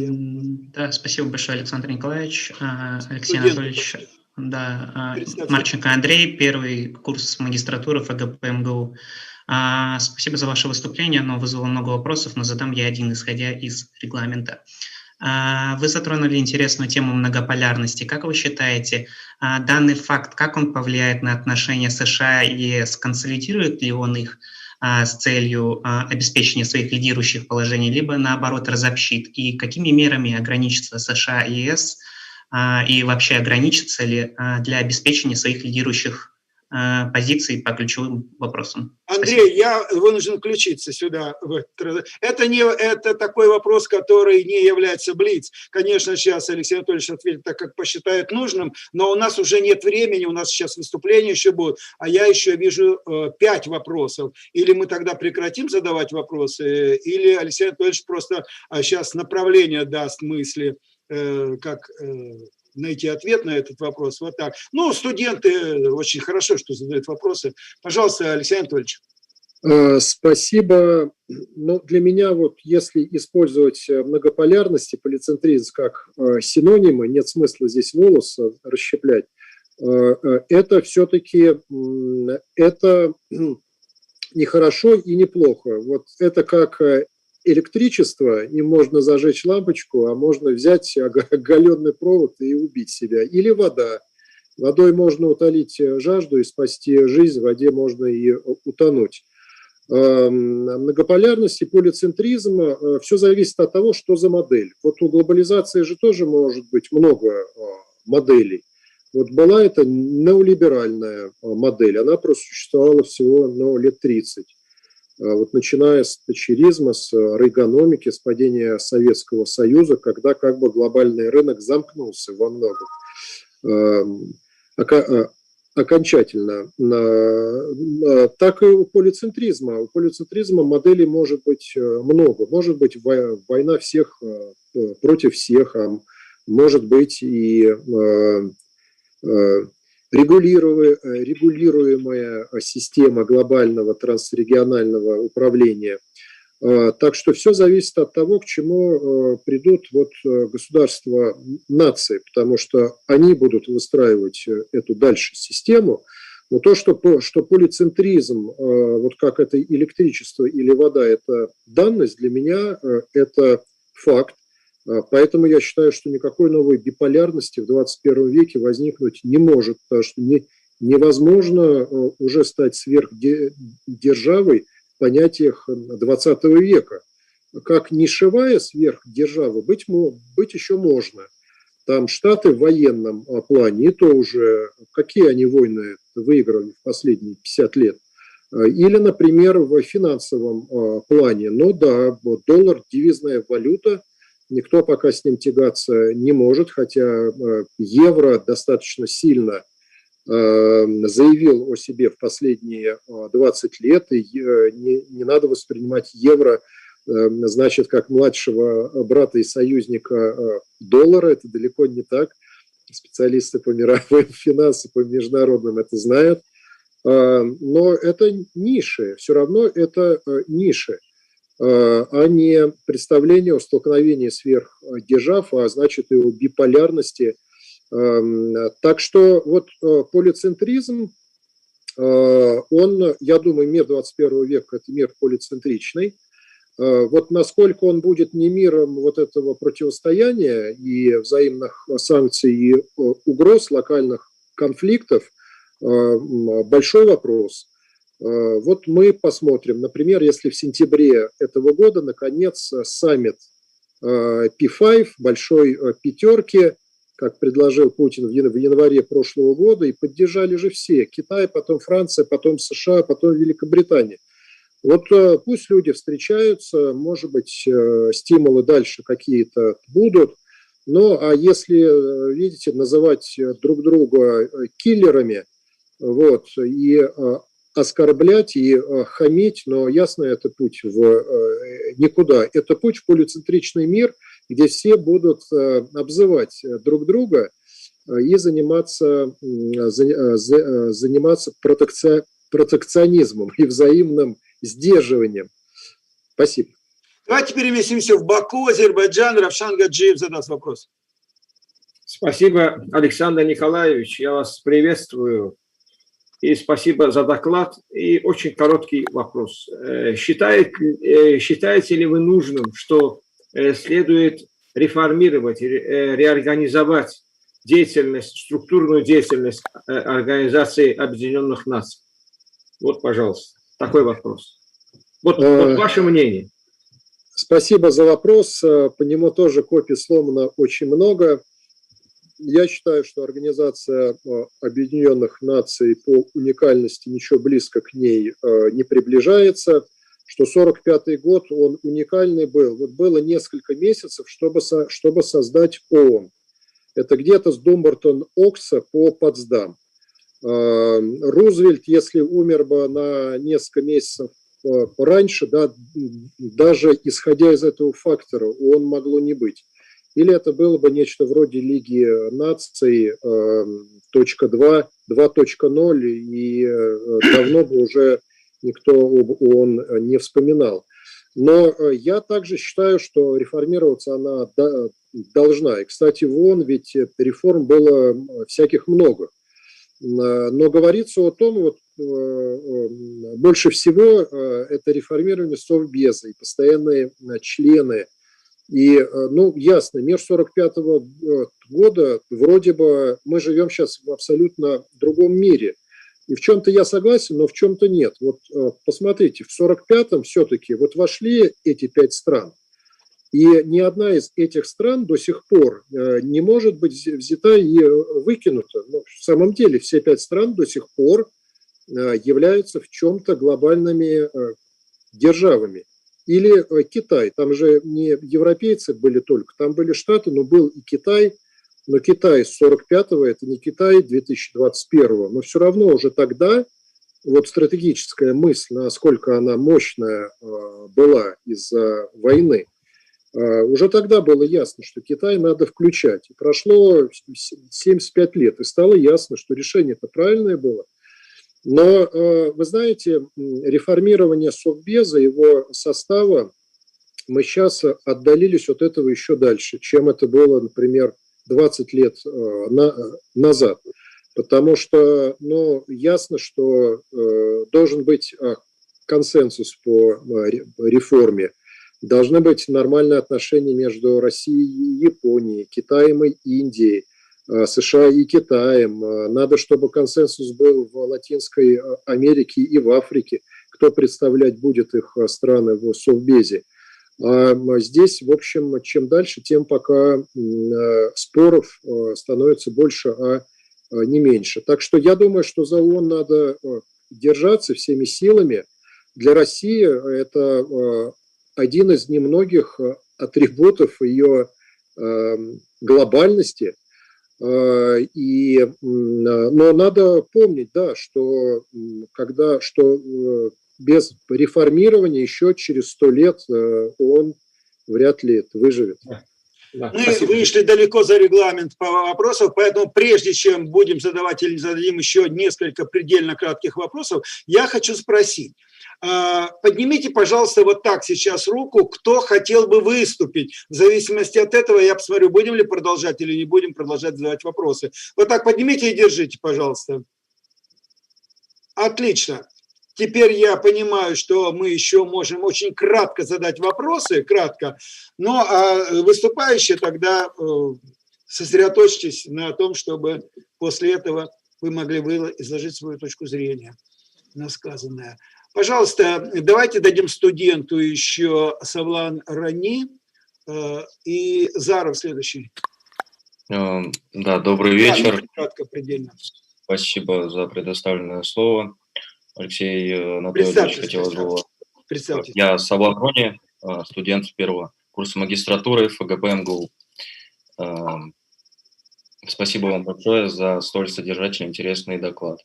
Мой вопрос, буду краток максимально. Мой вопрос касается действий в Мьянме. Все мы знаем, какие антигуманные действия сейчас там происходят. И хотелось бы услышать ваши комментарии на этот счет, а именно, как долго придется ждать реакции со стороны мирового сообщества, скажем так, именно конструктивной реакции, а не просто комментариев. Спасибо. Ну, вы знаете, да, здесь это область, которой я не занимаюсь. Про ситуацию в Мьянме я в основном информацию беру из СМИ, пусть и СМИ, которым я доверяю более-менее. И то надо значит, устраивать анализ, чтобы понимать разные точки зрения. Но последнее, что поможет решению этого кризиса, это вмешательство международного сообщества. Можно в гуманитарном плане что-то делать, но я боюсь, что все сейчас скатится опять к новым санкциям. Да и понимаете, вот Ан Сан Су Чжи была чуть ли таким полубожеством на Западе. Группа YouTube про нее пела песню, и за ней полмира пела эту песню. А как только Ан Сан Су Чжи, значит, перестала быть в темнице, а стала выступать как государственный деятель, допущена была до власти и высказывать стала свои какие-то взгляды по национальному вопросу, от нее на Западе тут же стали открещиваться и говорить о том, она предала их идеалы и надежды.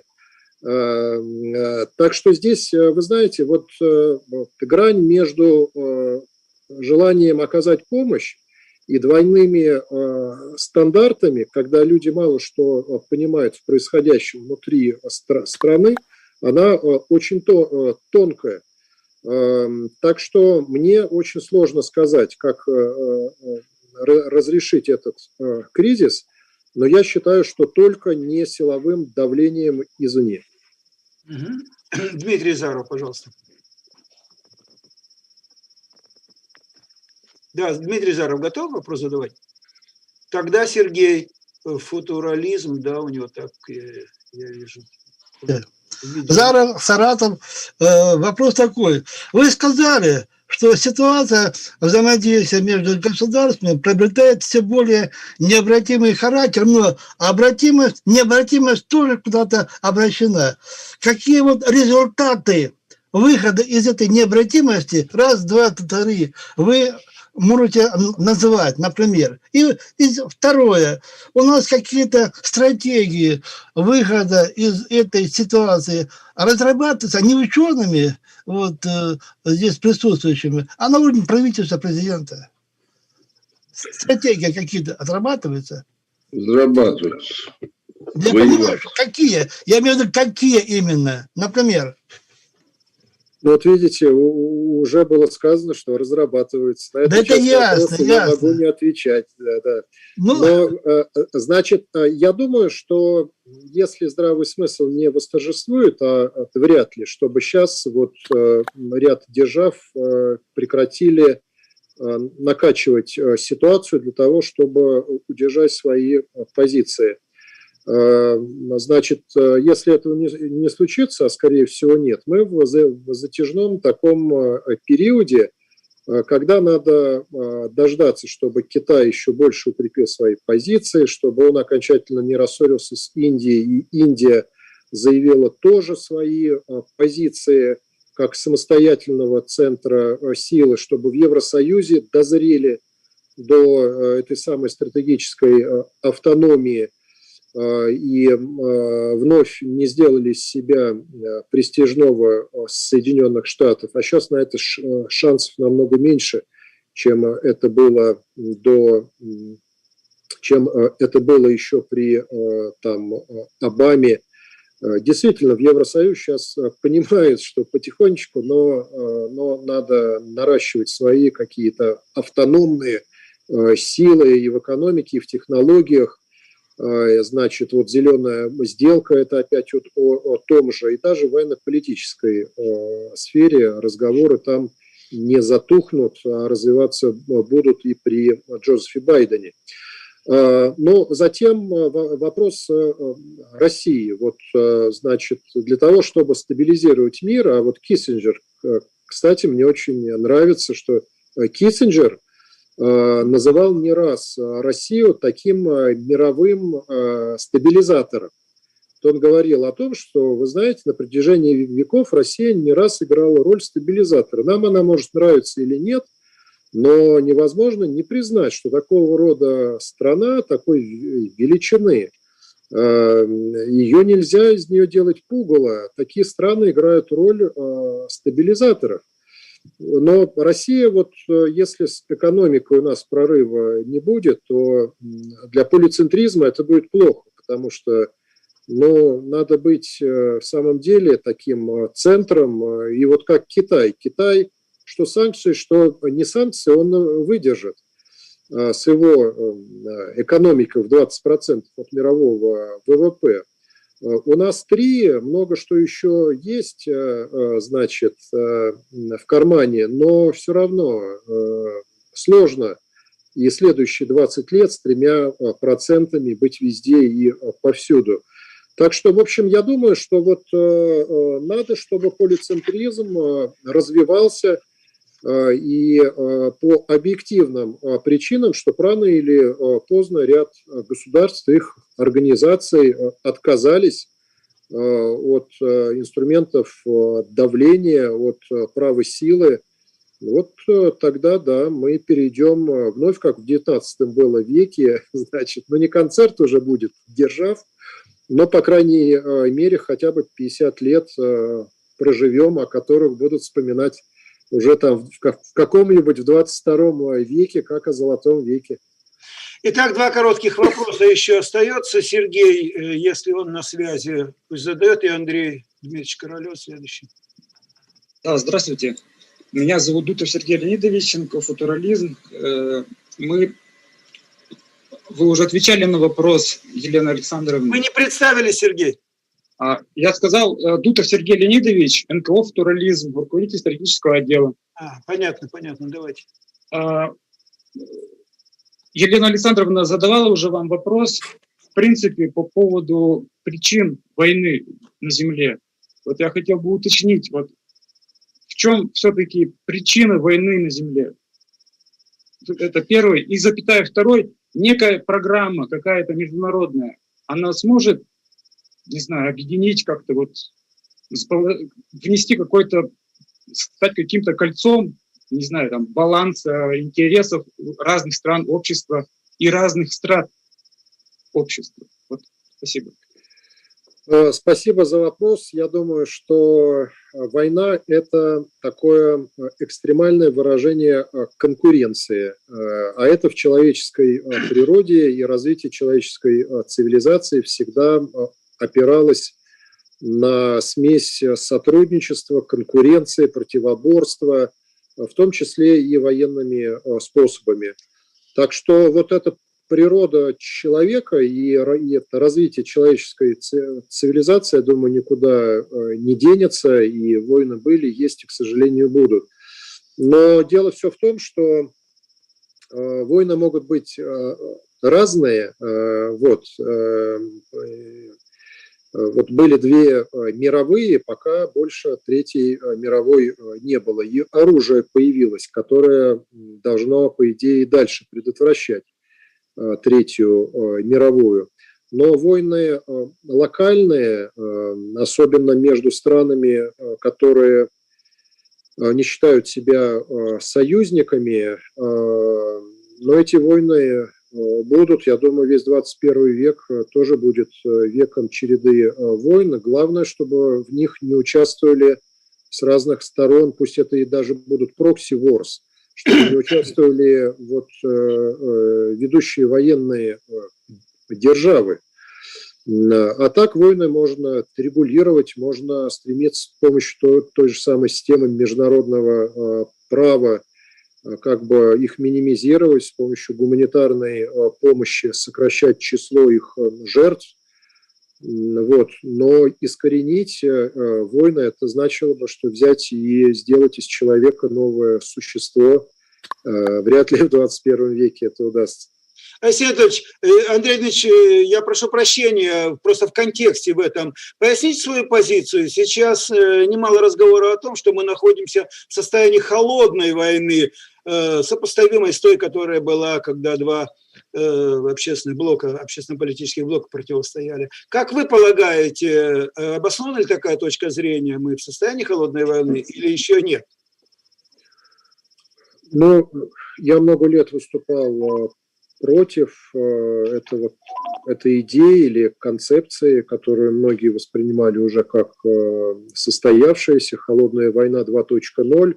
Но в свое время ввели разговор, что вроде холодная война 2.0 идет уже между Россией и Западом. Сейчас, правда, переключились на Китай. Тот же самый Майкл Помпео летом вот провозгласил, видимо, думая, что он второй Черчилль, значит, выступил с речью, фактически провозгласивший холодную войну против Китая. Я вдаваться сейчас в аргументацию не буду, почему, я думаю, не получилось и не получится холодная война между Россией и Западом. Только скажу, что и Россия не та, и Запад не тот, и невозможно воспроизвести эту холодную войну, которая раньше была. А если это на словах только что-то для того, чтобы ассоциации какие-то выстроить, то зачем это делать? Вы тогда, значит, сознание миллионов людей, их мышление, вы вгоняете их в представление о той холодной войне, где был 1962 год, Карибский кризис, когда мир стоял на пороге ядерного Армагеддона. И холодная война между Западом и Китаем не получится уж тем более.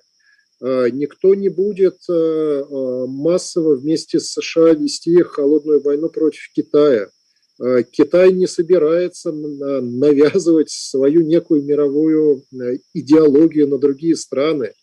Так что там, что не возьми, но белыми нитками эти концепции шиты, как мне представляется. Спасибо. Спасибо, Алексей Анатольевич. И последний вопрос, Андрей Дмитриевич Королев, пожалуйста. Спасибо, Александр Николаевич. До выступления. Королев Андрей Дмитриевич, Институт философии Российской академии наук. Спасибо, Александр Николаевич, спасибо, Алексей Анатольевич, за прекрасный доклад. На мой вопрос можно одним словом ответить. Вот 13 февраля Марио Драги стал премьер-министром Италии. Это для развития отношений между нашими странами, Италия и Россия. Это хорошо, плохо или пока сложно сказать? Поживем, увидим. Спасибо.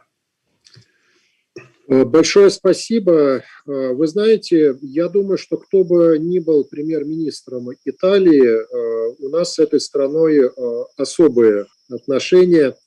И посол Тарачана привился еще до Нового года спутником ВИ, продвигает сейчас идею, что Россия пусть закупает и дальше пармезан, потому что там лактозы нет, вот, ну и так далее. Но вы знаете, значит, Драги – это еврократ, человек в высочайшей степени профессиональный. Сейчас в Италии вновь такое технократическое правительство, которое, в общем, де-факто не представляет никакой политической силы. Но что и хорошо, и плохо. Такие правительства, как правило, особо долго не существуют. Но Драги был председателем Европейского центрального банка. Считается, что он сыграл большую роль в том, чтобы предотвратить дестабилизацию евро, когда вокруг Греции, значит, такой была свистопляска, и боялись, что Греция выйдет из еврозоны и даже может выскочить заодно из Евросоюза. То есть Драги, как, в общем-то, между прочим, его предшественник, он вот рассматривается как фигура достаточно нейтральная, но его предшественник до того, как стал премьер-министром, почти никому не был известен. А Драги – это фигура, европеист как бы до мозга костей, но я думаю, что то, что он европеист, может быть, про себя в чем-то еврофедералист, это никак не связано с тем или иным подходом Италии к отношениям с Россией. Я думаю, что и при Драги итальянцы будут делать максимум, чтобы минимизировать урон санкций. Выступать против, естественно, они не будут, но будут делать все, чтобы сохранять свои позиции на нашем рынке, в нашей экономике, привлекать наших туристов. Ну и если созреют какие-то благоприятные ситуации, то итальянцы, безусловно, будут опять подавать голос за то, чтобы развивать отношения с нашей страной. В Италии я пока не вижу, как это в Германии происходит в последние несколько лет, никакого сдвига из лагеря более-менее благожелательно настроенных стран к России, к ястребам. Вот в Германии это происходит, а в Италии нет, вне зависимости от того, кто там находится в кресле премьер-министра или коалиция, какая находится от власти. Но уверен, что у специалистов по Италии может быть другая точка зрения. Отлично.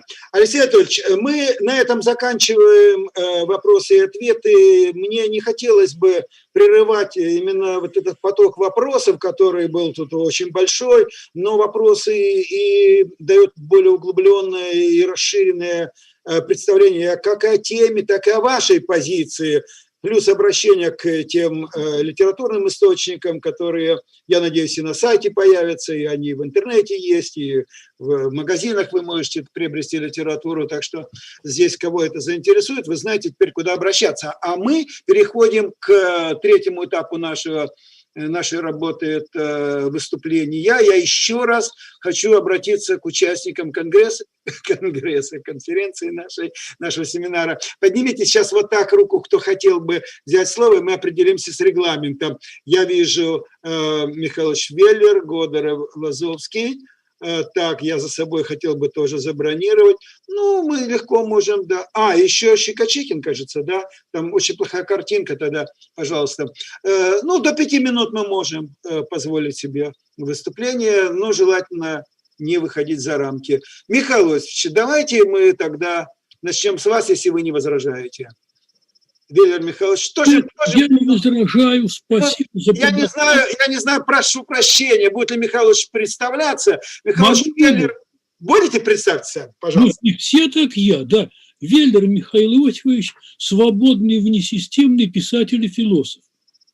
Я бы осмелился добавить к очень объемному и содержательному докладу Алексея Анатольевича некоторые, может быть, не связанные никакой корректностью и политкорректностью соображения по той же теме, а именно, то есть основные группы государств, регионы, из которых состоит сегодняшний мир, что они себя представляют и как они противостоят друг другу. Вот в нескольких словах, потому что представлять мир себе, ну, это не всегда получается, за деревьями лес. Понятно, что, во-первых, мы говорим об евроатлантической цивилизации, то есть Европа, Северная Америка, Австралия туда-сюда. И здесь главное сказать нужно что? Это, к сожалению, для нас и для нее цивилизация схлопывающаяся, и это надо учитывать, потому что если мы берем аспект демографический, аспект культурный, аспект политический, аспект социальный, аспект этнический, то мы наблюдаем падение по всем аспектам, а именно количество населения, народы всех стран европейских, Северной Америки уменьшаются, все институты социальные, традиционные в принципе разрушены, что касается семьи, трудовой этики и тому подобное. Что представляет из себя искусство и культура, вы сейчас видите. Последний пример, что вчера, если когда-то после маркиза Квинсбери бокс был спортом джентльменов, то сейчас это два отморозка друг другу корчат морды. Я не говорю про нынешнюю псевдоэстраду и так далее, и так далее. Но самое главное – это полная идеологическая, как это сказать, антинаправленность, автоканнибализм. И здесь направленность на всяческое поддержание иных культур, иных элементов и подавление и недопущение выступления культур собственных. Почему развитая цивилизация, достигнув пика развития, кончает самой собой самоубийством, это аспект отдельный. Что касается Штатов, это аспект отдельный. То есть нынешнее руководство Штатов, занимается уничтожением своей страны, откровенно и целенаправленно. Почему? Это также отдельный разговор. Что касается Меркель в Германии, это тоже отдельный разговор. Она сделала все, что могла для уничтожения своей страны. Следующий – это Китай, это могущественная цивилизация. В Китае в 1,5 раза и больше народу, чем во всей евроатлантической цивилизации.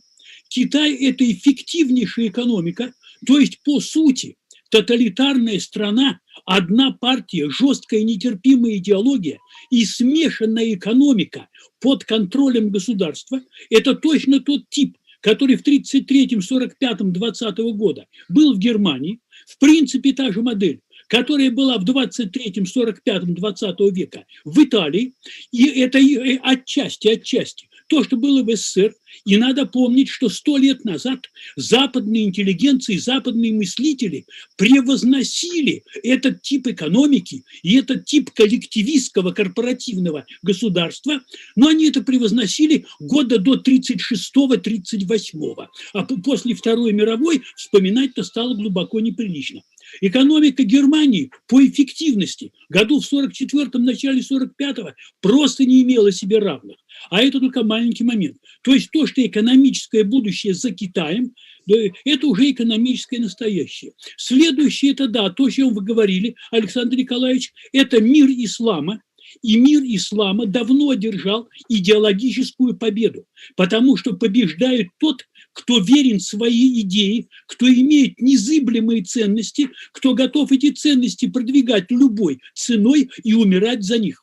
Вот это то, что делает ислам. Заметьте, люди Европы, мультикультурные и так далее, они не смеют напирать на мусульман, живущих в этих странах, относительно того, что там не принимается никакое ЛГБТ и близко, что там институт семьи совершенно свят, что там никакой большой терпимости к иным религиям и так далее, и так далее. Нет, это мусульмане. Они тоже помогают уничтожать евроатлантическую цивилизацию. И здесь евроатлантическая против ислама не просто разоружена, она старательно разоружает себя и не позволяет выступать.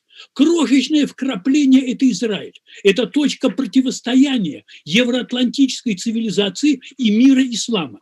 Это известно всем давным-давно. И происходящее в Израиле – это просто точка столкновения двух этих цивилизаций. Это нужно понимать. Далее мы имеем Африку, и мысли о том, что в Африке когда-нибудь будут процветающие культурные, экономически развитые государства, можно оставить. Этого не будет никогда. И вот уже 60 лет, как нет там колониализма, посмотрите, что произошло с Южной Африкой, и все эти бредни о всеобщем равенстве мы можем оставить пропагандистам, хотя им лучше не оставлять. Но к истине и к науке это не имеет, разумеется, никакого отношения. Сейчас Китай запустил свою жилистую, трудолюбивую желтую руку в Африку, и китайцы с этими ребятами не церемонятся. Так что кто в результате будет иметь больше пользы с Африки, можно себе представить. Что у нас остается? У нас остается Латинская Америка, которая всегда была несколько безбашенной и останется. Ну, потому что вот такой коктейль, ну, потому что вот так получается.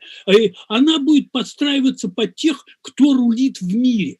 Вот то, что есть сегодня, и понятно, что через краткое время, ну, допустим, через 25 лет, будет Китай и будет ислам.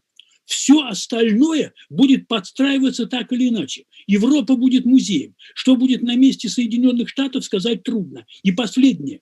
Мне очень жаль, но никаких 50 лет, и тем более никаких 100 лет у нас впереди нету. Посмотрите, что произошло за последние 25 лет, и оцените стремительность процесса и его ускорение. И вот в этом ускорении цифровизации, компьютеризации, достижений генной инженерии и тому подобного, через 25 лет люди будут жить в ином мире. И каков будет этот мир, сказать сегодня невозможно. Но факт тот, что закончится господство евроатлантической цивилизации, и, вероятнее всего, именно мир Китая и мир ислама будут догрызать евроатлантических глобалистов, которые сегодня думают, что они создадут такую земшарную олигархическую республику, где 1% богатых рулит, распределяет всем, а остальные 99 живут в карточном казарменном социализме. Вот здесь могу всех обнадежить, этот номер не пройдет. Идущие процессы обгонят их мечты. Большое спасибо. Михаил Васильевич, спасибо. Вы, как всегда, зажигательно и, что называется, и в пику в том числе. Но семинар тем и хорош, что он дает разные точки зрения, взгляды, подходы. Но поскольку мы уже не просто приблизились, а исчерпали время нашего семинара, то я просил бы, у нас Щекочихин хотел бы еще выступить, и из Петербурга, да, значит, буквально не более 2 минут, очень кратко, я должен буду прямо напомнить вам, и мы будем завершать уже семинар, потому что еще должен заключительное слово сказать Алексей Анатольевич. Пожалуйста, давайте Щекочихину дадим слово. Вы слышите меня, потому что я здесь... Мы слышим вас, давайте у вас 2 минуты, очень кратко. Хорошо, да. просьба, только не надо невроз создавать. Значит, я всех также приветствую, я вечный москвич и на всех семинарах бываю, в том числе и в данном формате. Значит, я вынужден был сказать реплику, данный вопрос и название уважаемого докладчика меня заинтересовало в последней своей части. Перегруппировка сил. Вот о перегруппировке сил ни он, ни мы не говорили. Это большое сожаление, потому что сегодняшний день я лично специалист внутренней иммиграции. Таких коллективов, как данный, у меня нет. И я загибаюсь своей философской, экономической и далее опытом. 70 лет не исполняется, 50 лет стажа. Так я о чем хочу сказать? Докладчик сам же сказал, я фразу записал практически единственную. Я пока принципиально изменений не вижу.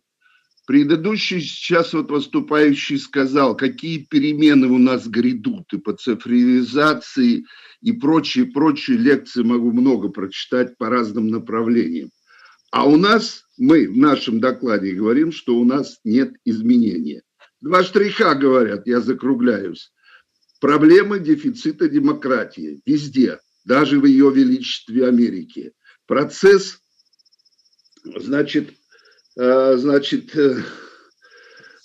стратегической расстыковки. Почему я взял слово? Давайте мысленно обратимся, во всех лекциях мы все гуманитарии читали студентам и новому поколению так называемый Римский клуб. Наряду с ним параллельно или изначально была такая организация инициативная «Врачи за мир во всем мире». Вот мысленно, опять же повторяюсь, находясь во внутренней эмиграции и не имея собеседников, которые бы сопереживали и о родине, и о мире, я хочу задать вопрос вам, как ученым, вам, как бывшим или нынешним членам философского общества, вам, той структуре, которую я знаю изначально и уважаю, факультет глобальных процессов. Почему в недрах российской научной мысли нет ни одного яркого представителя, хотя бы одного, который бы сказал: господин Щекочихин, напишите анкетные данные или паспорт в поддержку против войны.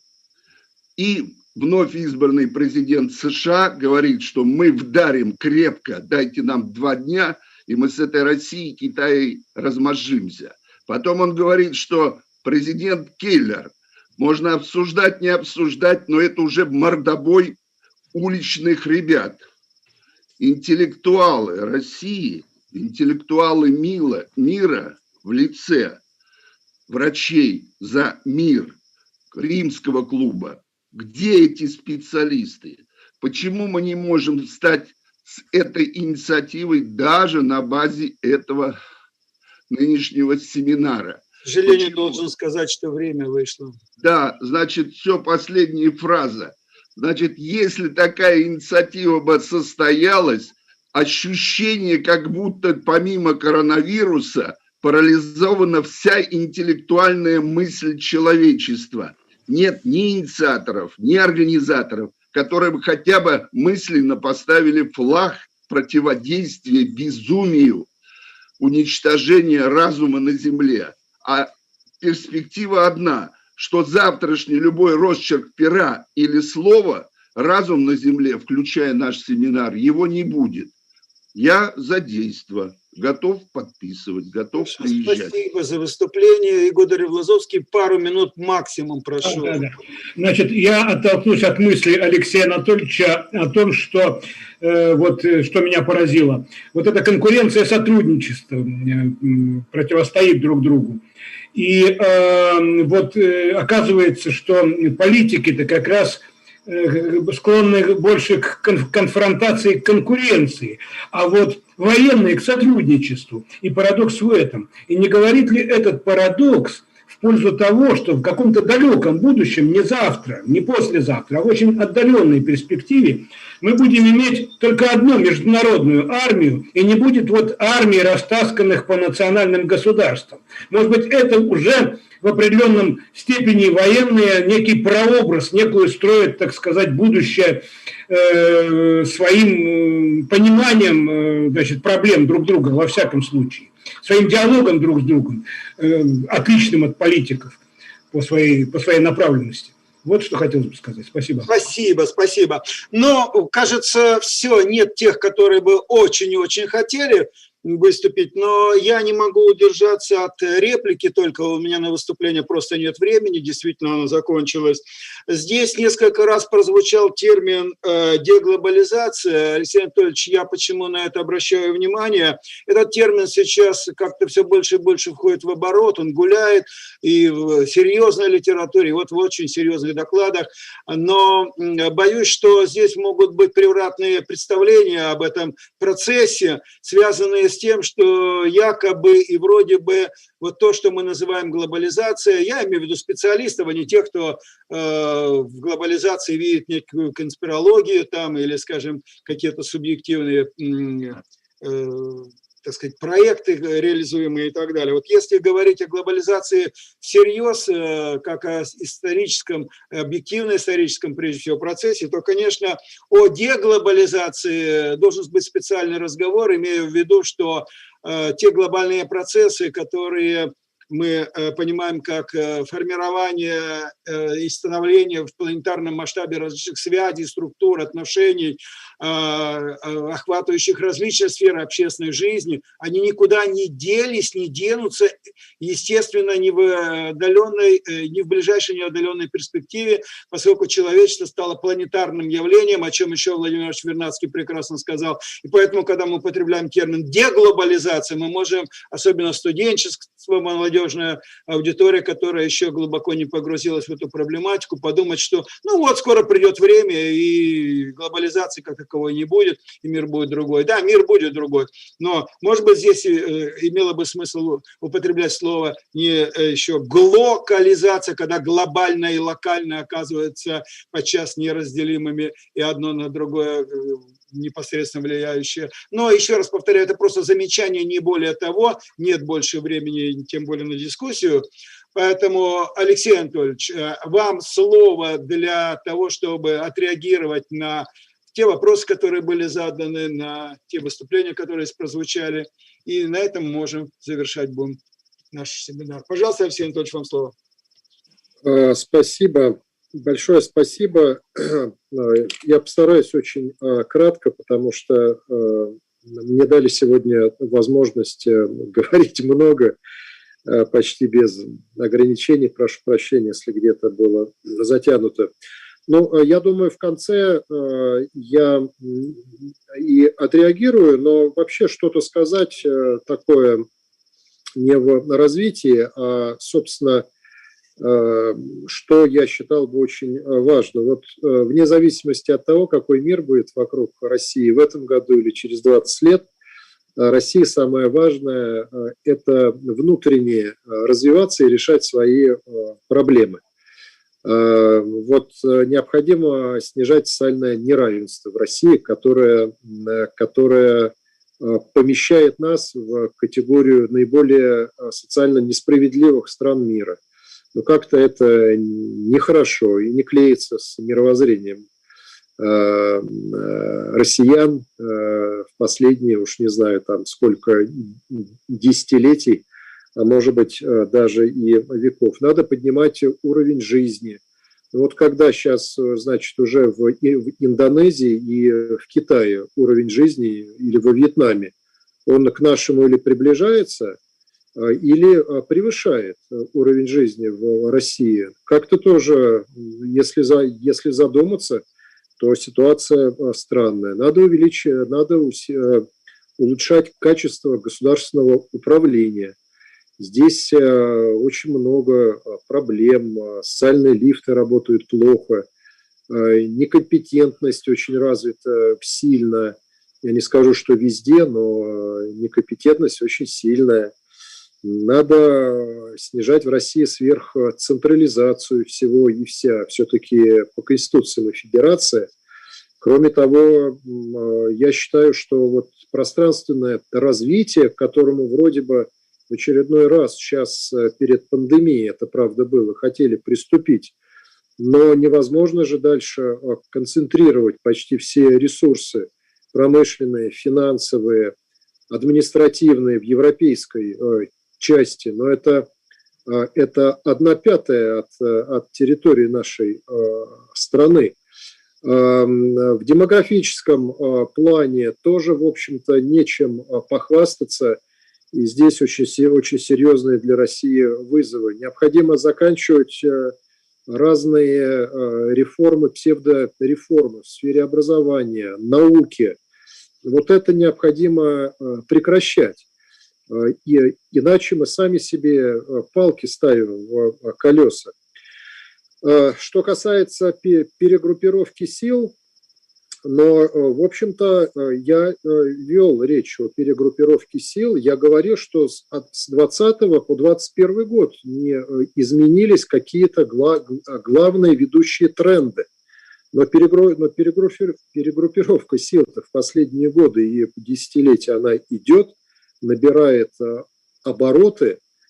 Китай играет абсолютно другую роль, чем это было еще 10 лет назад. Россия даже при, в общем-то, ее 3% мирового ВВП, но с помощью искусственной внешней политики, но все-таки мы сейчас на Ближнем Востоке и в Африке, кстати, у нас позиции неплохие, что показал саммит Россия-Африка прошлого года. Мы удерживаем как-то пока более-менее свои вот эти нишевые конкурентные преимущества в ряде сфер. Но в энергетике в том числе, хотя это палка о двух концах, в Евросоюзе, но, безусловно, там происходит перегруппировка сил. Великобритания вышла, по-новому распределяются роли Польши, Германии, Франции. Там возникли достаточно глубокие внутренние линии противостояния. Например, Брюсселя с Вишеградской группой стран, с донорами и выгодоприобретателями в Евросоюзе от внутренних перераспределений финансовых потоков. За последние несколько лет по-другому заиграли отношения России и Турции. Ну вот о Великобритании я уже сказал. Ну, то есть все-таки перегруппировка сил, она происходит.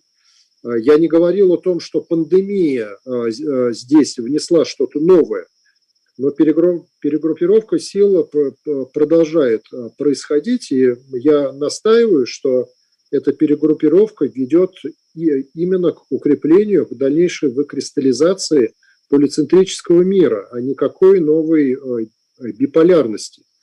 Вот в этом был смысл, который я вкладывал во вторую часть названия моего выступления. Но, может быть, я согласен, что не совсем, может быть, что-то четко и ясно проговорил. Что касается вот армии мировой, мне кажется, что вот у Организации Объединенных Наций были планы. И в 1945-м эти были планы, и Сталин это обсуждал и с Рузвельтом, и с Черчиллем. Некая такая наднациональная вооруженная сила, это так и не состоялось.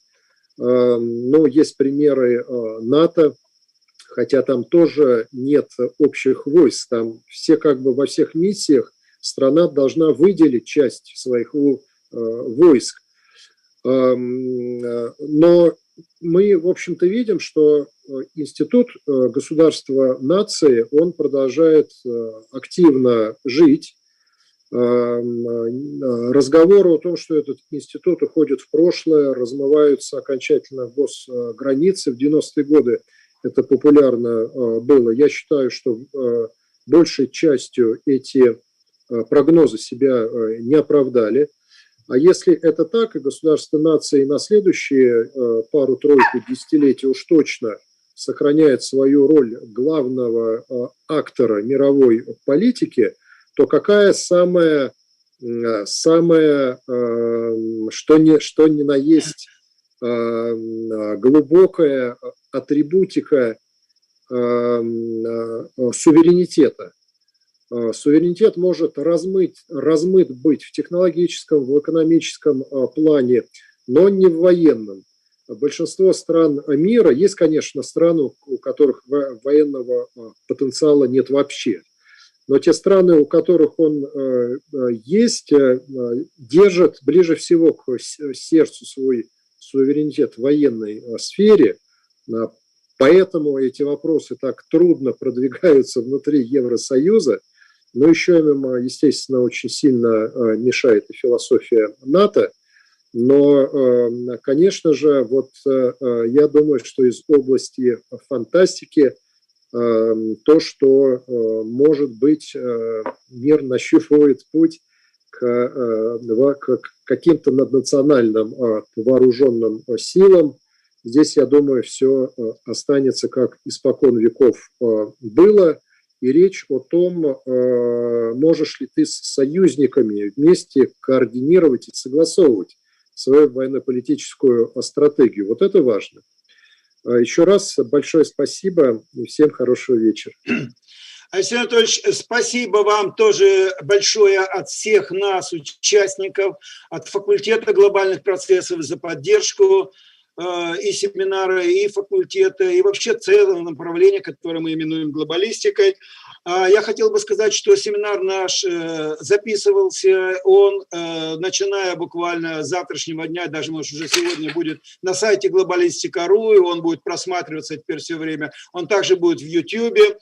Вот. И я хотел бы заметить, что тут немало было разговоров, связанных в том числе с энергетикой. Это одна из тем, которая будет ближайшая. Но следите за сайтом. 28 апреля – это следующая среда последнего месяца. И этот семинар мы объявим также недели за 3 как минимум.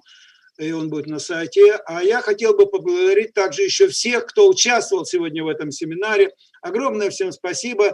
До встреч следующих. И за это творческое общение действительно благодарности заслуживают все, кто здесь присутствует.